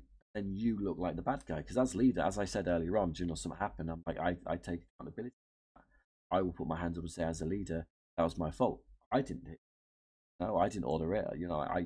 I in theory did everything I could, but I will take the blame because I'm a leader. I have to do that. To gain the respect, you have to be able to accept, wrongdoings to a certain extent. And it all comes back down to leader. So it goes wrong. It's a leader, isn't it? It. But the one thing I will say in regards to being a leader, yeah, is uh seconds is being a leader. You actually, back in the day, if you hit the R5, that actually meant more than it does now. Now, if you hit an R5, it doesn't really matter, right? But back in the day, if you hit an Yeah. R5, that was huge disrespect, and that meant war. If you ever hit an R5, that Yeah. was instant war. Like that's how serious it was Hmm. back in the day. And people would hit everybody in the faction, but not hit me. And I was smaller than most of the people, right? Like the very first Yeah. start, and it was because I was the R5, because they knew the repercussions of fighting at R5 means guaranteed war. Now, hit Hmm. anyone you want, and it does it? They only react if they can actually react. But Yeah. that's I know. size different. I noticed that even when I've gone rogue in different cities, because I'll get a group of like two, three, maybe four people together, and somebody will have to be the R5 so we can set raids, and nobody ever sets on them, even now. No, I feel like people just don't want to be in charge, to lead, to take the hit. Like the Yeah. reason why I like to fight off live streaming, because like look at it right now, got 28 eyes watching us. Um, if I Yeah. if I was to make a mistake, that's One of them 28 might. people who insult me. And it's kind of Yeah, like and I'm a human. mm, That's the extra way I pressure. see it More pressure is means I'd never live stream me fighting because who knows, maybe somebody who's in the faction I'm fighting is watching my stream. 100%. Yeah, and that's where like I'll have to start adding some A to live stream. Then that's also going to live stream. Normally, there's a Yeah. nice average flow of chats just casually going anyway. But if we leave that like a certain period of time, because I can't go for 5 minutes. They can I. Like, the best thing, the No. simplest thing I could probably do is hide my screen, but it's Well, Then there's again, no live stream. I'll have to keep. Yeah, exactly. I have to keep doing that all the time, and yeah, it's one of them. There's pros and cons. A lot of people want me to fight all the time. It's kind of like, one, I haven't really been playing the game, and two, very hard to fight whilst you're live. And I did try doing it on during when I was in the other factions, and they really didn't like it. And as a player Mhm. trying to grow, be kicked out of one of the top 10 factions. That at the time, realistic, not realistic. I was only about a bill, 2 bill then, maybe. And you can't afford to be kicked Yeah. out of the top faction half of war, because no faction really signs up to get a streamer Mhm. in the faction. You know? But we've got to see how it goes. So hopefully, when it comes to live streams, maybe I'm on the second account. Get the other half a game on the main account, do the live stream. Sorry, the raids whilst I'm live. But then again, even then, if I'm joining a raid, they will see the raid. It comes down to the Yeah. fact of is that's why nobody does what I do. That's why nobody makes content like I do. That's why nobody live streams like I do. Yeah. Because I it's mean, unless expose you yourself. got really fast at reading what's needed for the raid and joining it really quickly before anybody could notice, I guess. Yeah. Because I've gotten into that flow where like I'm fighting for hours on end. It's like, oh, person A needs bikes, person B needs hitmen, person C needs bruisers. I can just send, and I barely even notice the screen. Yeah. That makes sense. You do go into a bit of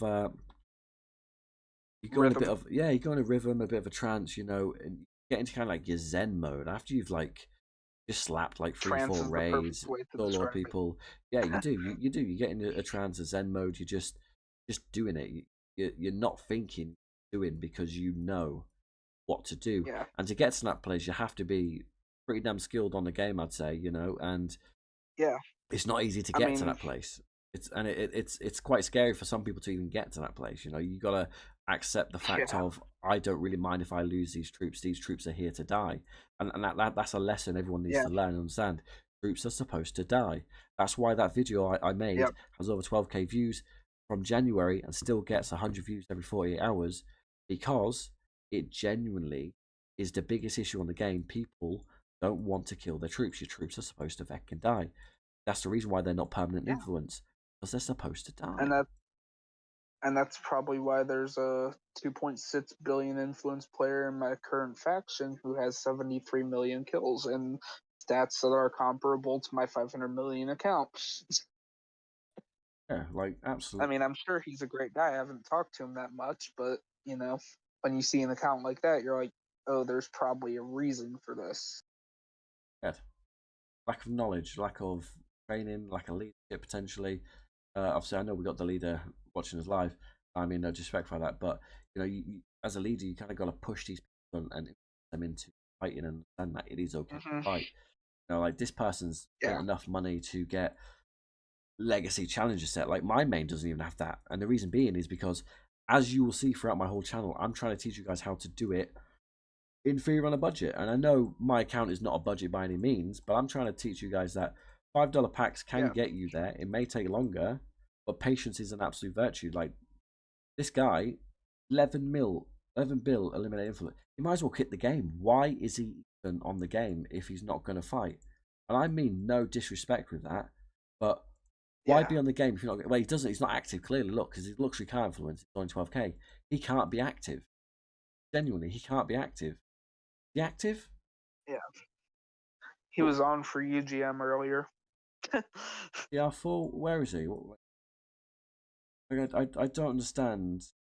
Like, that's the thing with like some of these people. Here we go, 6 hours ago. That's the thing with these people. I do not understand what game they believe they're playing, because this game is about killing, about building strategically, planning, killing. Yeah, teamwork, killing. You know, that is the opposite of the game. He's not doing that. I bet he's got a lot of resources around the plonker. Let's have a gander. Let's see here. And I'm not even here just to sit there and slander this guy. I'm sure Frankie, or whatever his Yeah. name is a nice guy. But there, once again, it's answered the question. 45 billion robbed resources. That is farmer behavior. You know, There's nothing wrong with it Mhm. to a certain extent, right? People can do what they want. But what is the point of spending tens of thousands, hundreds of thousands on just farming? Like, but look at this: total wins 889, total losses 609. So clearly, he has tried fighting in the past and failed big time. That might have been when he was Yeah. smaller, but that might have scarred him enough for life, and now he just can't fight. He just doesn't want to fight because he knows it's expensive. Yeah. You know what I mean? It's it's Mhm. it's it's one of them things where like the win rate 59%. That's disgusting. That's viral. That's vile. Sorry, like losses. He's lost 31 million plus troops. He's only killed 72. Them odds are not great because he probably killed a lot of Yeah. T1s at low levels with that. But the maths equivalation of it is probably not going to be adding up. Realistically, yeah, realistically, he must have messed up somewhere, somehow. Lack of knowledge, lack of training, lack of leadership, somewhere, somehow. Maybe in a different faction when he started the game. And ever since then, he's never recouped. He's never decided to learn. He's just gone down the avenue of, okay, I like speaking to people in the game. I like to just waste money. This is my escape from reality. So I'm just going to continue to farm and try and be the biggest influence, right? That could be it, right? Mhm. And fair play to him if that's what he wants in the game. Cool, let him do it. But it's also for this faction here, yeah. This is a 65 bill faction, right? But then you look at the kill rankings, yeah. See that there? You want to be at the top of the list. I think he should be at the top of the list, but he's not. He is not worth being in a Yeah. faction. He is literally just an influence filler. That's literally all he is. He's just a slight scare Yeah. tactic from a quick glance. But then if you look on his count and go, yeah, I ain't scared of that. You know what I mean? Mhm. And I could also imagine he probably doesn't have the best stats considering the fact of he doesn't kill.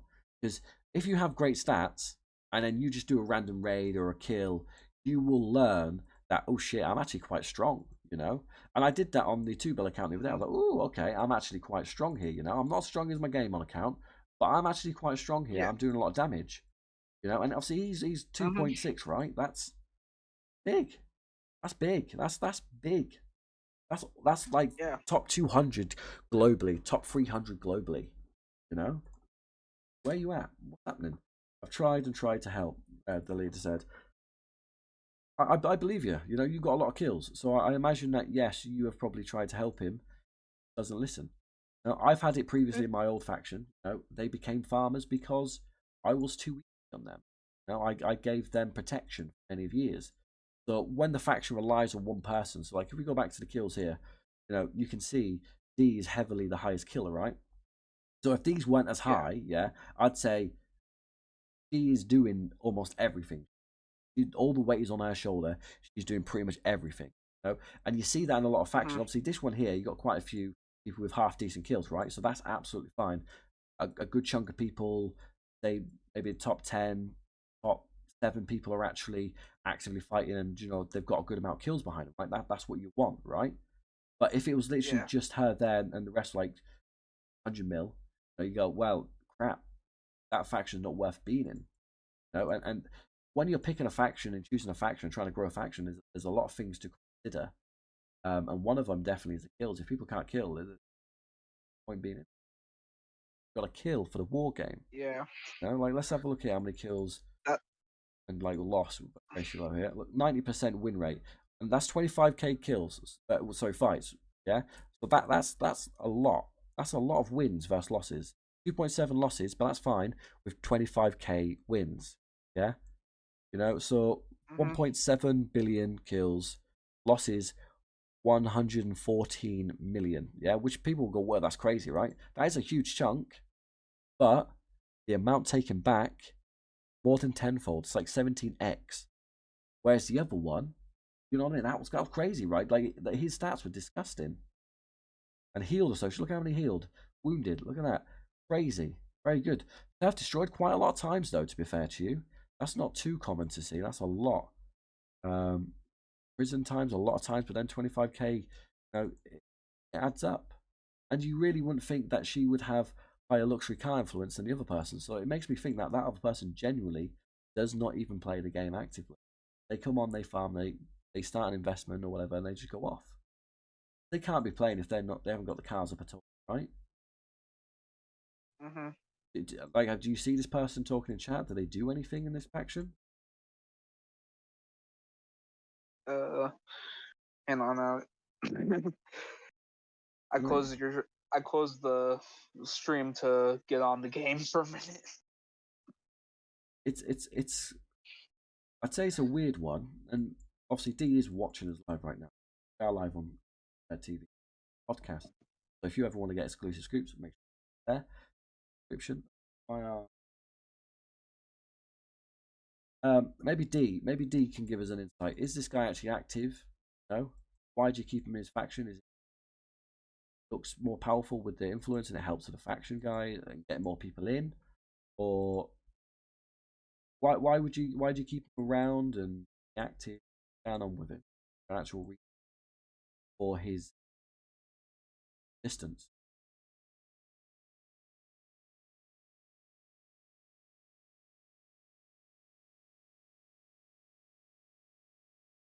Yes, NMV is definitely a beast faction. Definitely have to. I understand. So it's one of them hoping to take a bit of a lost wolf. Well, probably, and then hope that you can train him into a warrior. You know, and I've successfully done it myself. So it is doable, but you have to get that person. Realistically, you want to get that person on a voice call. Look, what are you?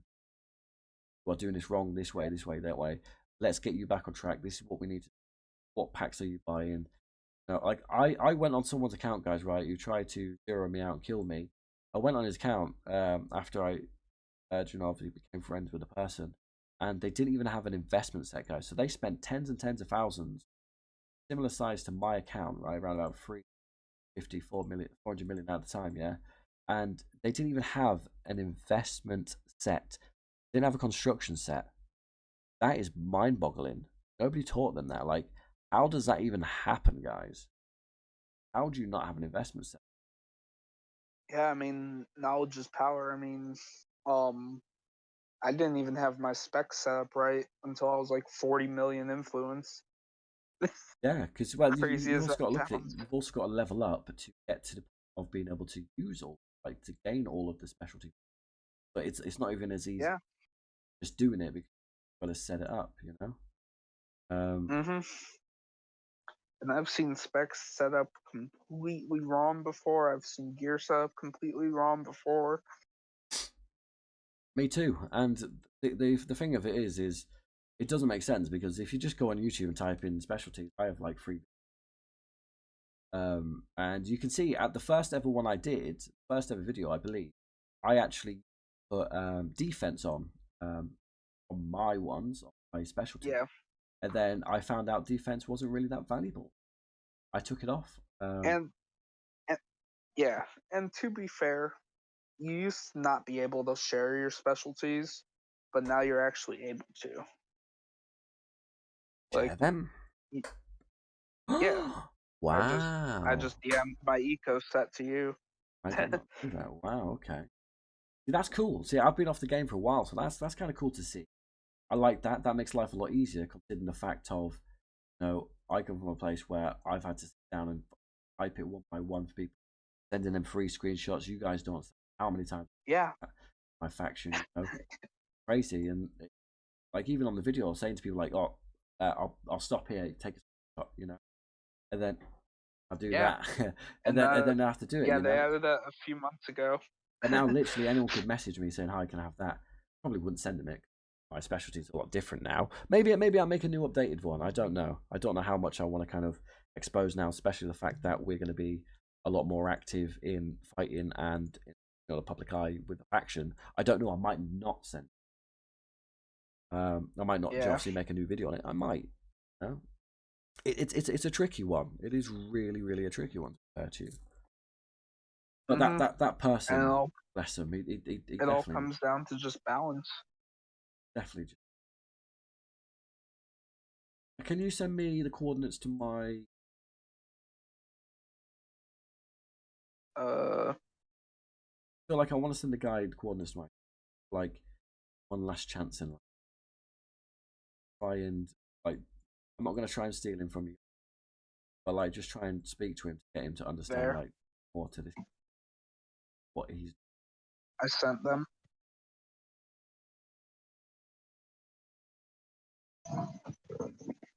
Message me if you actually want to learn the game, learn to fight your money, time to. That's my account. One chance, one last chance for you, mate. Because it is one last chance for you. Sad to see. It is. It's really sad to see big accounts literally go nowhere. Sorry, I've been sick for the last few days or so. Yes, dear. Wanna help set up your account? Hope you're feeling better. It's like having a Ferrari driving the squad. Yeah, I was afraid you were asking me to move back to KG4. Yeah, move back to there, mate. You are a bot. You don't want to grow. You don't want to get better. You know, and this turned from like an interview podcast into, you know, just kind of like just knowledge, just kind of game. Like, what the hell? This is what we're experiencing on the game daily, guys. And for someone like me who's in the top 40, what's top 30, guys? Gone downhill. We'll get back there. Top 40 globally. It's confusing. It hurts to see because I'm up there. I'm 4 billion. I know exactly how much it costs to get to this size. I know roughly how much it costs to get to that size, and considering the fact that I have seen, I have seen, uh, bu- bu- bu- bu- bu- bu- I have seen, say, considering the fact that I have seen like his account the way it is, yeah, I just know for a fact that he can't be happy with that. Can't be genuinely. He cannot be happy with it. Yeah. He like surely he knows like this ain't good for him. Like you gotta look at it like it'll bring your faction down. Like as you can see, he was messaging this person, you know, trying, and it's depleting for yourself and for other people because you sit there and you go, I have this big person in my faction. He won't even defend us. Won't even get involved, you know. And a lot of factions depend on one big person, right? This person ain't even scratching his bum. You know what I mean? If a T3 person popped up in front of him, he's like, oh, I'm ill, going off for a week. You can't do that. You just have to face it, you know? You just have to face what is happening and go for it. No, no backing Yeah. down. I'm sure he has. I'm going to say he has 70, easily 70 million troops. My 2 bill account has 70 bill. My 2.1 bill account has 70 mil troops. So I'm hoping that he's Yeah. just he's trained a bit better than I have, right? And he's just got 70 mil troops, right? But more likely, he's probably got 100 mil. Yeah. But I also guarantee this guy's probably got 10 million cars, mate. Yeah. Seems like the type of geezer to have 10 million cars. Yeah. Yeah. He probably thinks this is his fighting set. Because right now he can't tell his arm to his leg. You know, it generally seems, and he must have played this game for a long time. And Yeah. yeah, he still is probably not able to enjoy the game to what it's supposed to be because of whatever reason, you know, lack of confidence, bad experiences in the past, you know. But as I say, guys, you can't let a loss define you. You can learn a lot from a loss. Mm-hmm. Learn a lot from a Yeah. loss. You know, you really, really can. Learning, like losing, like you learn more from this game from your failures than you do your successes.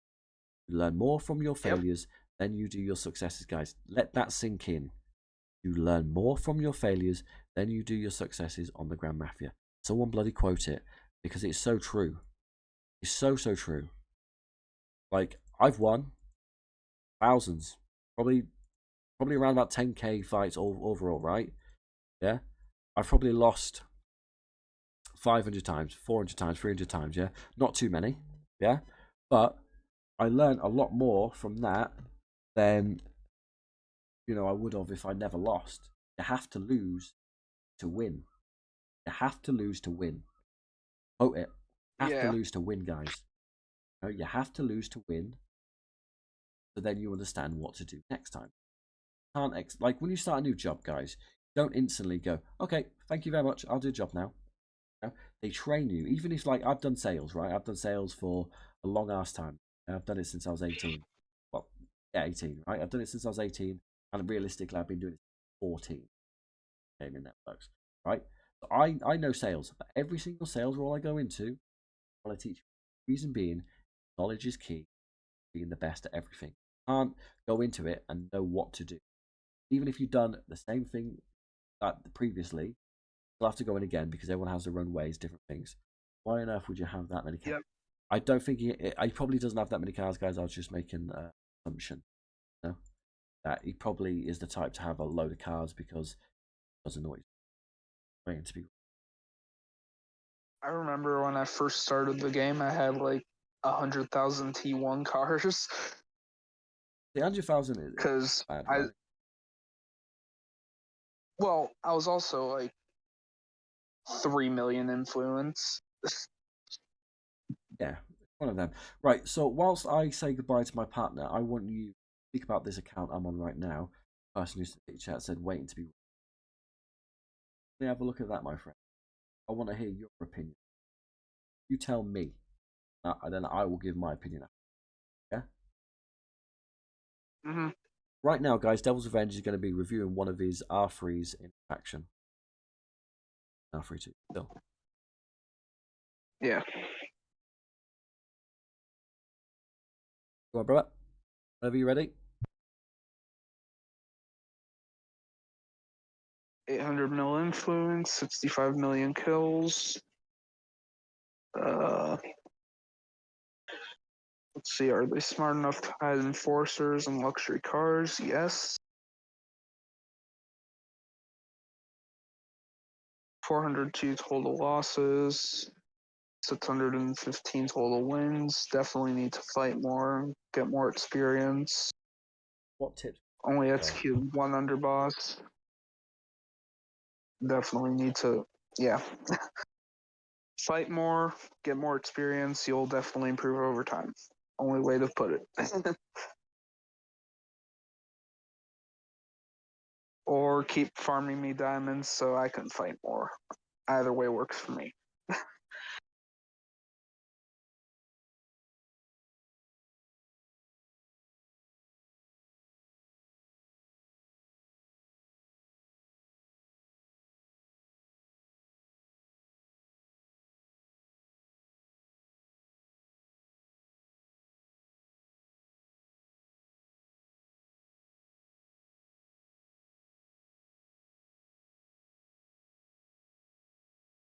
Right. So, ready for my opinion?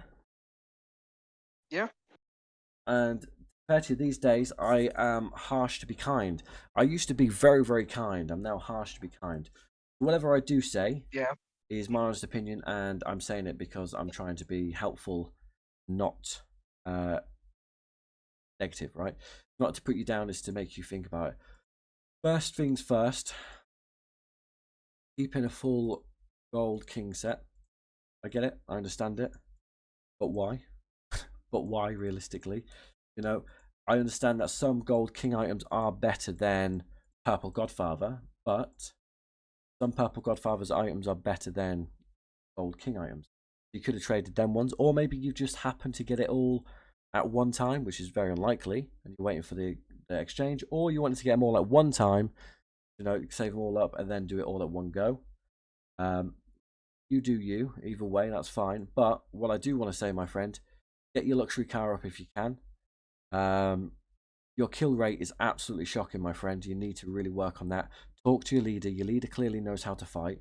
Yeah, she's hated around the game for a reason. Yeah, she knows how to fight. You need to speak to her, work closely with her, copy her specialties, copy her loadout of, you know, enforcers and troops. That will help you. The hardest bit of the game is setting up all the specialties, all of the presets. If she can help you do that with the mannequins as well, you're going to be pretty damn good, mate. Make sure that Yeah, you and have the correct tools on. Everything makes a difference. You know, you really need to fine tune your account. If you're going through this sort of win rate of only 60%, that's you almost every one win you've got one loss. You know that's really not good. Like your turf hasn't been destroyed too many times. That's good. Your underboss hasn't been in prison too many times. That's good. But that also means that pretty much all these battles you've gone into and you've lost on your own accord. You need to make sure that you follow the 5 Ps, my friends. Preparation prevents piss poor performance. Always recon. Always look Yeah, at the profile before you attack. Look at the kills. Look at their equipment. Look at all their other stuff, just like I'm looking at you. 90% of this game is prep time. Yeah, you've got to be ready to fight before you even teleport in. I see it too many people teleporting in, then doing it. You need to be prepared before Yeah, you even teleport in. And you say you're not a spender, though. Yeah, that doesn't matter, my friend. You are 60. You are 801 million with a solid gold king set, right? That means that you know how to play the game to a certain extent. You've cracked on how a bit of strategy on how to manipulate and use the events in your own corner to your advantage, yeah. But you just haven't figured out how to. Haven't figured out how to fight from the looks of it. So let's have a look. Definitely figured out how to farm, though, haven't you, sausage? So, moral of the story, my friend: speak to your leader. Yeah, speak to your leader. Your leader will guide you to success. Okay. Copy her presets if she will let you. Copy her everything, specialties, and then ask her to explain it to you. If you jump on a Discord call and then share screens, that's what I used to do back in the day. Very important, very valuable. An hour of her time is extremely valuable for you.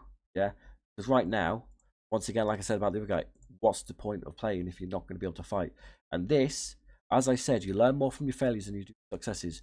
You failed now, learn from it, and let's get you back on track. Let's get you kills. Yeah, because it clearly looks like you've given it a good go, but you need to work harder and actually get better at it. 16 billion eliminated influence for 65 mil is not too bad. That's pretty good, but you need to get better from it, and the way to do that is asking for help and communicating with somebody who has the knowledge. If I'm being honest with you, D, yeah, it's the same thing I said on live stream earlier. You wasn't there, D, but what I said is everybody always says tomorrow. Everyone always says tomorrow. If you jumped on a call now with whatever the hell that name is, yeah, they could be ready for Oakvale tomorrow, and then they can use that to learn because they're not going to lose anything permanently. So if you think as logically as possible, if you get them now to what standards they should be, tomorrow at Oakvale, they can have no worries and just try and kill, and not lose anything, right? That could be the best thing humanly possible for this person, right? I'm also on Kick Chat. Oh, you're Ash. All right, fair enough. Pretty much more story, Ash. Genuinely, if you get these to help you set everything up right today, yeah, then you will be able to tomorrow when it's Oakvale, literally just give it your all, my friend. Yeah, knowing that you're not going to lose anything, you can a good try. Got no time to say. Fair enough. It makes sense. But even then, even if you just ask about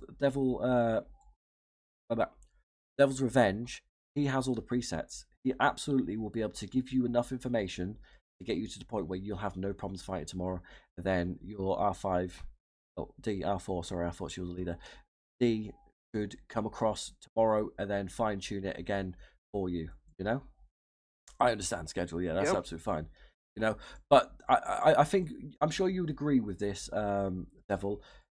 I think that the biggest thing is being willing to accept when you need a bit of help and being willing to take a step 100%. Yep. closer to get a bit of knowledge, a bit of wisdom, and have that uncomfortable conversation. Like on live stream today, I said I'm not the best at formation. I haven't played the game when formation came out. It's not easy to say that, especially when I had 33 people at the time watching me live. I mean that you're not the Prime best at something. example of knowing when to ask for help is I remember when the Torgus account first got sold and the new owner was just absolutely garbage at killing. And I even DM'd him. I'm like, dude, I've noticed that you are losing pretty much every fight by a substantial margin, even though you are the biggest player at the time. He was like 5 billion influence, biggest player on the planet, Yeah. was losing like every other fight pretty much. I'm like, I can teach you. And he's like, no, I'm good. Thanks, though. Yeah, 100%. And I've reached out to other big players and they've done the same. I just put a laughing face back because it's their loss. 100% it is their loss. And if I'm being honest with you, at the end of it, it's the game. You know, you got to look at like Deisha said. Thanks to me. You know, um, that there, I appreciate that. You're very much welcome, and you guys can message me anytime. Ask questions in the the live stream chat. I'm live every single day. Right now, I'm doing a 24-hour live stream, right, as well as making this podcast. So you know, people can always jump in. This faction is hated, right? People don't like KG3, right? People don't like them. That means that they're doing something well, I'd say. For the most part, I'd say that means that they're doing something well, they're actually fighting, they're taking part, okay? So, you know, don't always judge a book by its cover, yeah? And I'm sure we'll see if we ever pop over again, guys, and have a look at Ash's account. I'm sure that she'll have, that is a female, essentially. She will have a hell of a lot more kills and be a lot more stronger and be prepared for these things. You know, small things make the biggest difference on this game, guys. They truly, truly do. Truly do. Small things, big difference. Big wins. You know what I mean? Yep. Also, I've got a question here for you. What crew do you use in Oakvale as a main crew attack? As your Mm, main gun as well on here. I normally, whenever I start, I go with 3-3, and then whatever the enemy is sending, I just counter. See, me, I normally go for Hitman because everybody goes for Biker. So as I said there, you know, we both was in NV. I always try to play for their weakness, and people like speed because they don't have patience.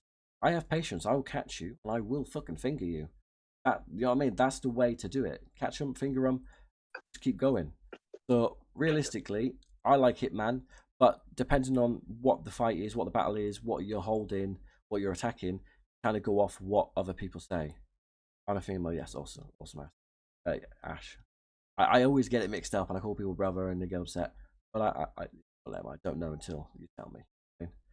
But Yep. I think that's been awesome overall. I think you know we'll probably leave the the podcast here. I think I'm going to ask you one more question, and I think the last question will be finally two barrel one. So, what is your thoughts on me, my content, what I do, what I provide for the community? What's your thoughts about that? Then the final second part of that is one most valuable tip you can give to everyone watching.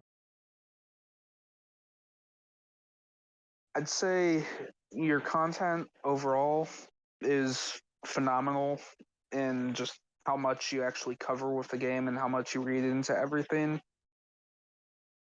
My one piece of advice, though, is read into formations a lot more because that'll help you tremendously in the long run. um, Yeah, and my one piece of advice that if I were to give, like, if I were to make a video about, would definitely be formations because they are the key to fighting. yeah, Because I formations. mean, as I explained earlier with Bruiser Wedge, which is just one of my many tricks, is with my hitmen, I can bunch up all the bikes for like 2 seconds within the actual battle, and that'll get me like 200,000 kills. Okay. I think that's some good tips and a bit of advice for people to go through and you know think about. I'd say you know for the first podcast, you know we have covered a lot and we've gone back and forth about quite a lot of things, and I'm sure there's quite a lot for people to go away, trial test and figure out and let us know, you know, in the comments down below what their thoughts actually are on it and have they tried it? Did it work for them? And remember, guys, everybody's gameplay is completely different. So my opinion on Ash and the other person who's an absolute plonker and a farmer, you know, that's my opinion. You know, they play their game how they want to play the game, and I can't in theory say that they're playing wrong because that's how they might want to play. You know, it's not in theory our place to sit there and judge and slander and destroy them. You know, everyone plays how they want to play. I feel like I play the game to how the game should be played. So I'm always going to advise and push how I kind of do it, and that's to kind of fight, have fun, Yeah. and make the most of it. You know, make new friends, take over. You know what I mean? It's one of them. If you've never been mayor, you know what I mean? It's to kind of maybe strive to do, and silly things like that, right? I like to try and Yeah. conquer everything, and that's what I want to say to you guys. My one bit of advice, final advice, is find out what you want to conquer. Go and conquer it. If you want to be mayor, go be mayor. Find a way to be mayor. Conquer that goal. Whatever your goal is, do it. If you want to have 1,000 biker attack stats, go and do it. I believe in you. I trust you all. You can do it. We're all as good as you want to be. If you believe in yourself and you put the effort in, you will be able to take over the game and be great. Just like Ash. Ash is a free player, 801 million. That shows that you can grow and you can rise up even if you are a free player. You just have to be in a good sized faction and you grow. 65 million is a good sized faction, and that's probably half the growth of Ash, as well as a good little bit of knowledge and strategy on the game, right? So, as I've always said, factions are very important, guys. Make sure subscribe and absolutely spam American Devil, aka Devil's Revenge, in his DMs, letting him know that he's a noob. But thank you very much, bro. I'm Genuinely. going to block every single person who does that. Thank you very much, bro, for no one actually messaged him. Thank you very much, bro, for coming on for the first ever interview/podcast. I hope you've enjoyed the experience, and bye, everybody. No problem. It was fun. Kept me awake To until 4 in the morning. you want to say goodbye to everyone? Adios. Woo!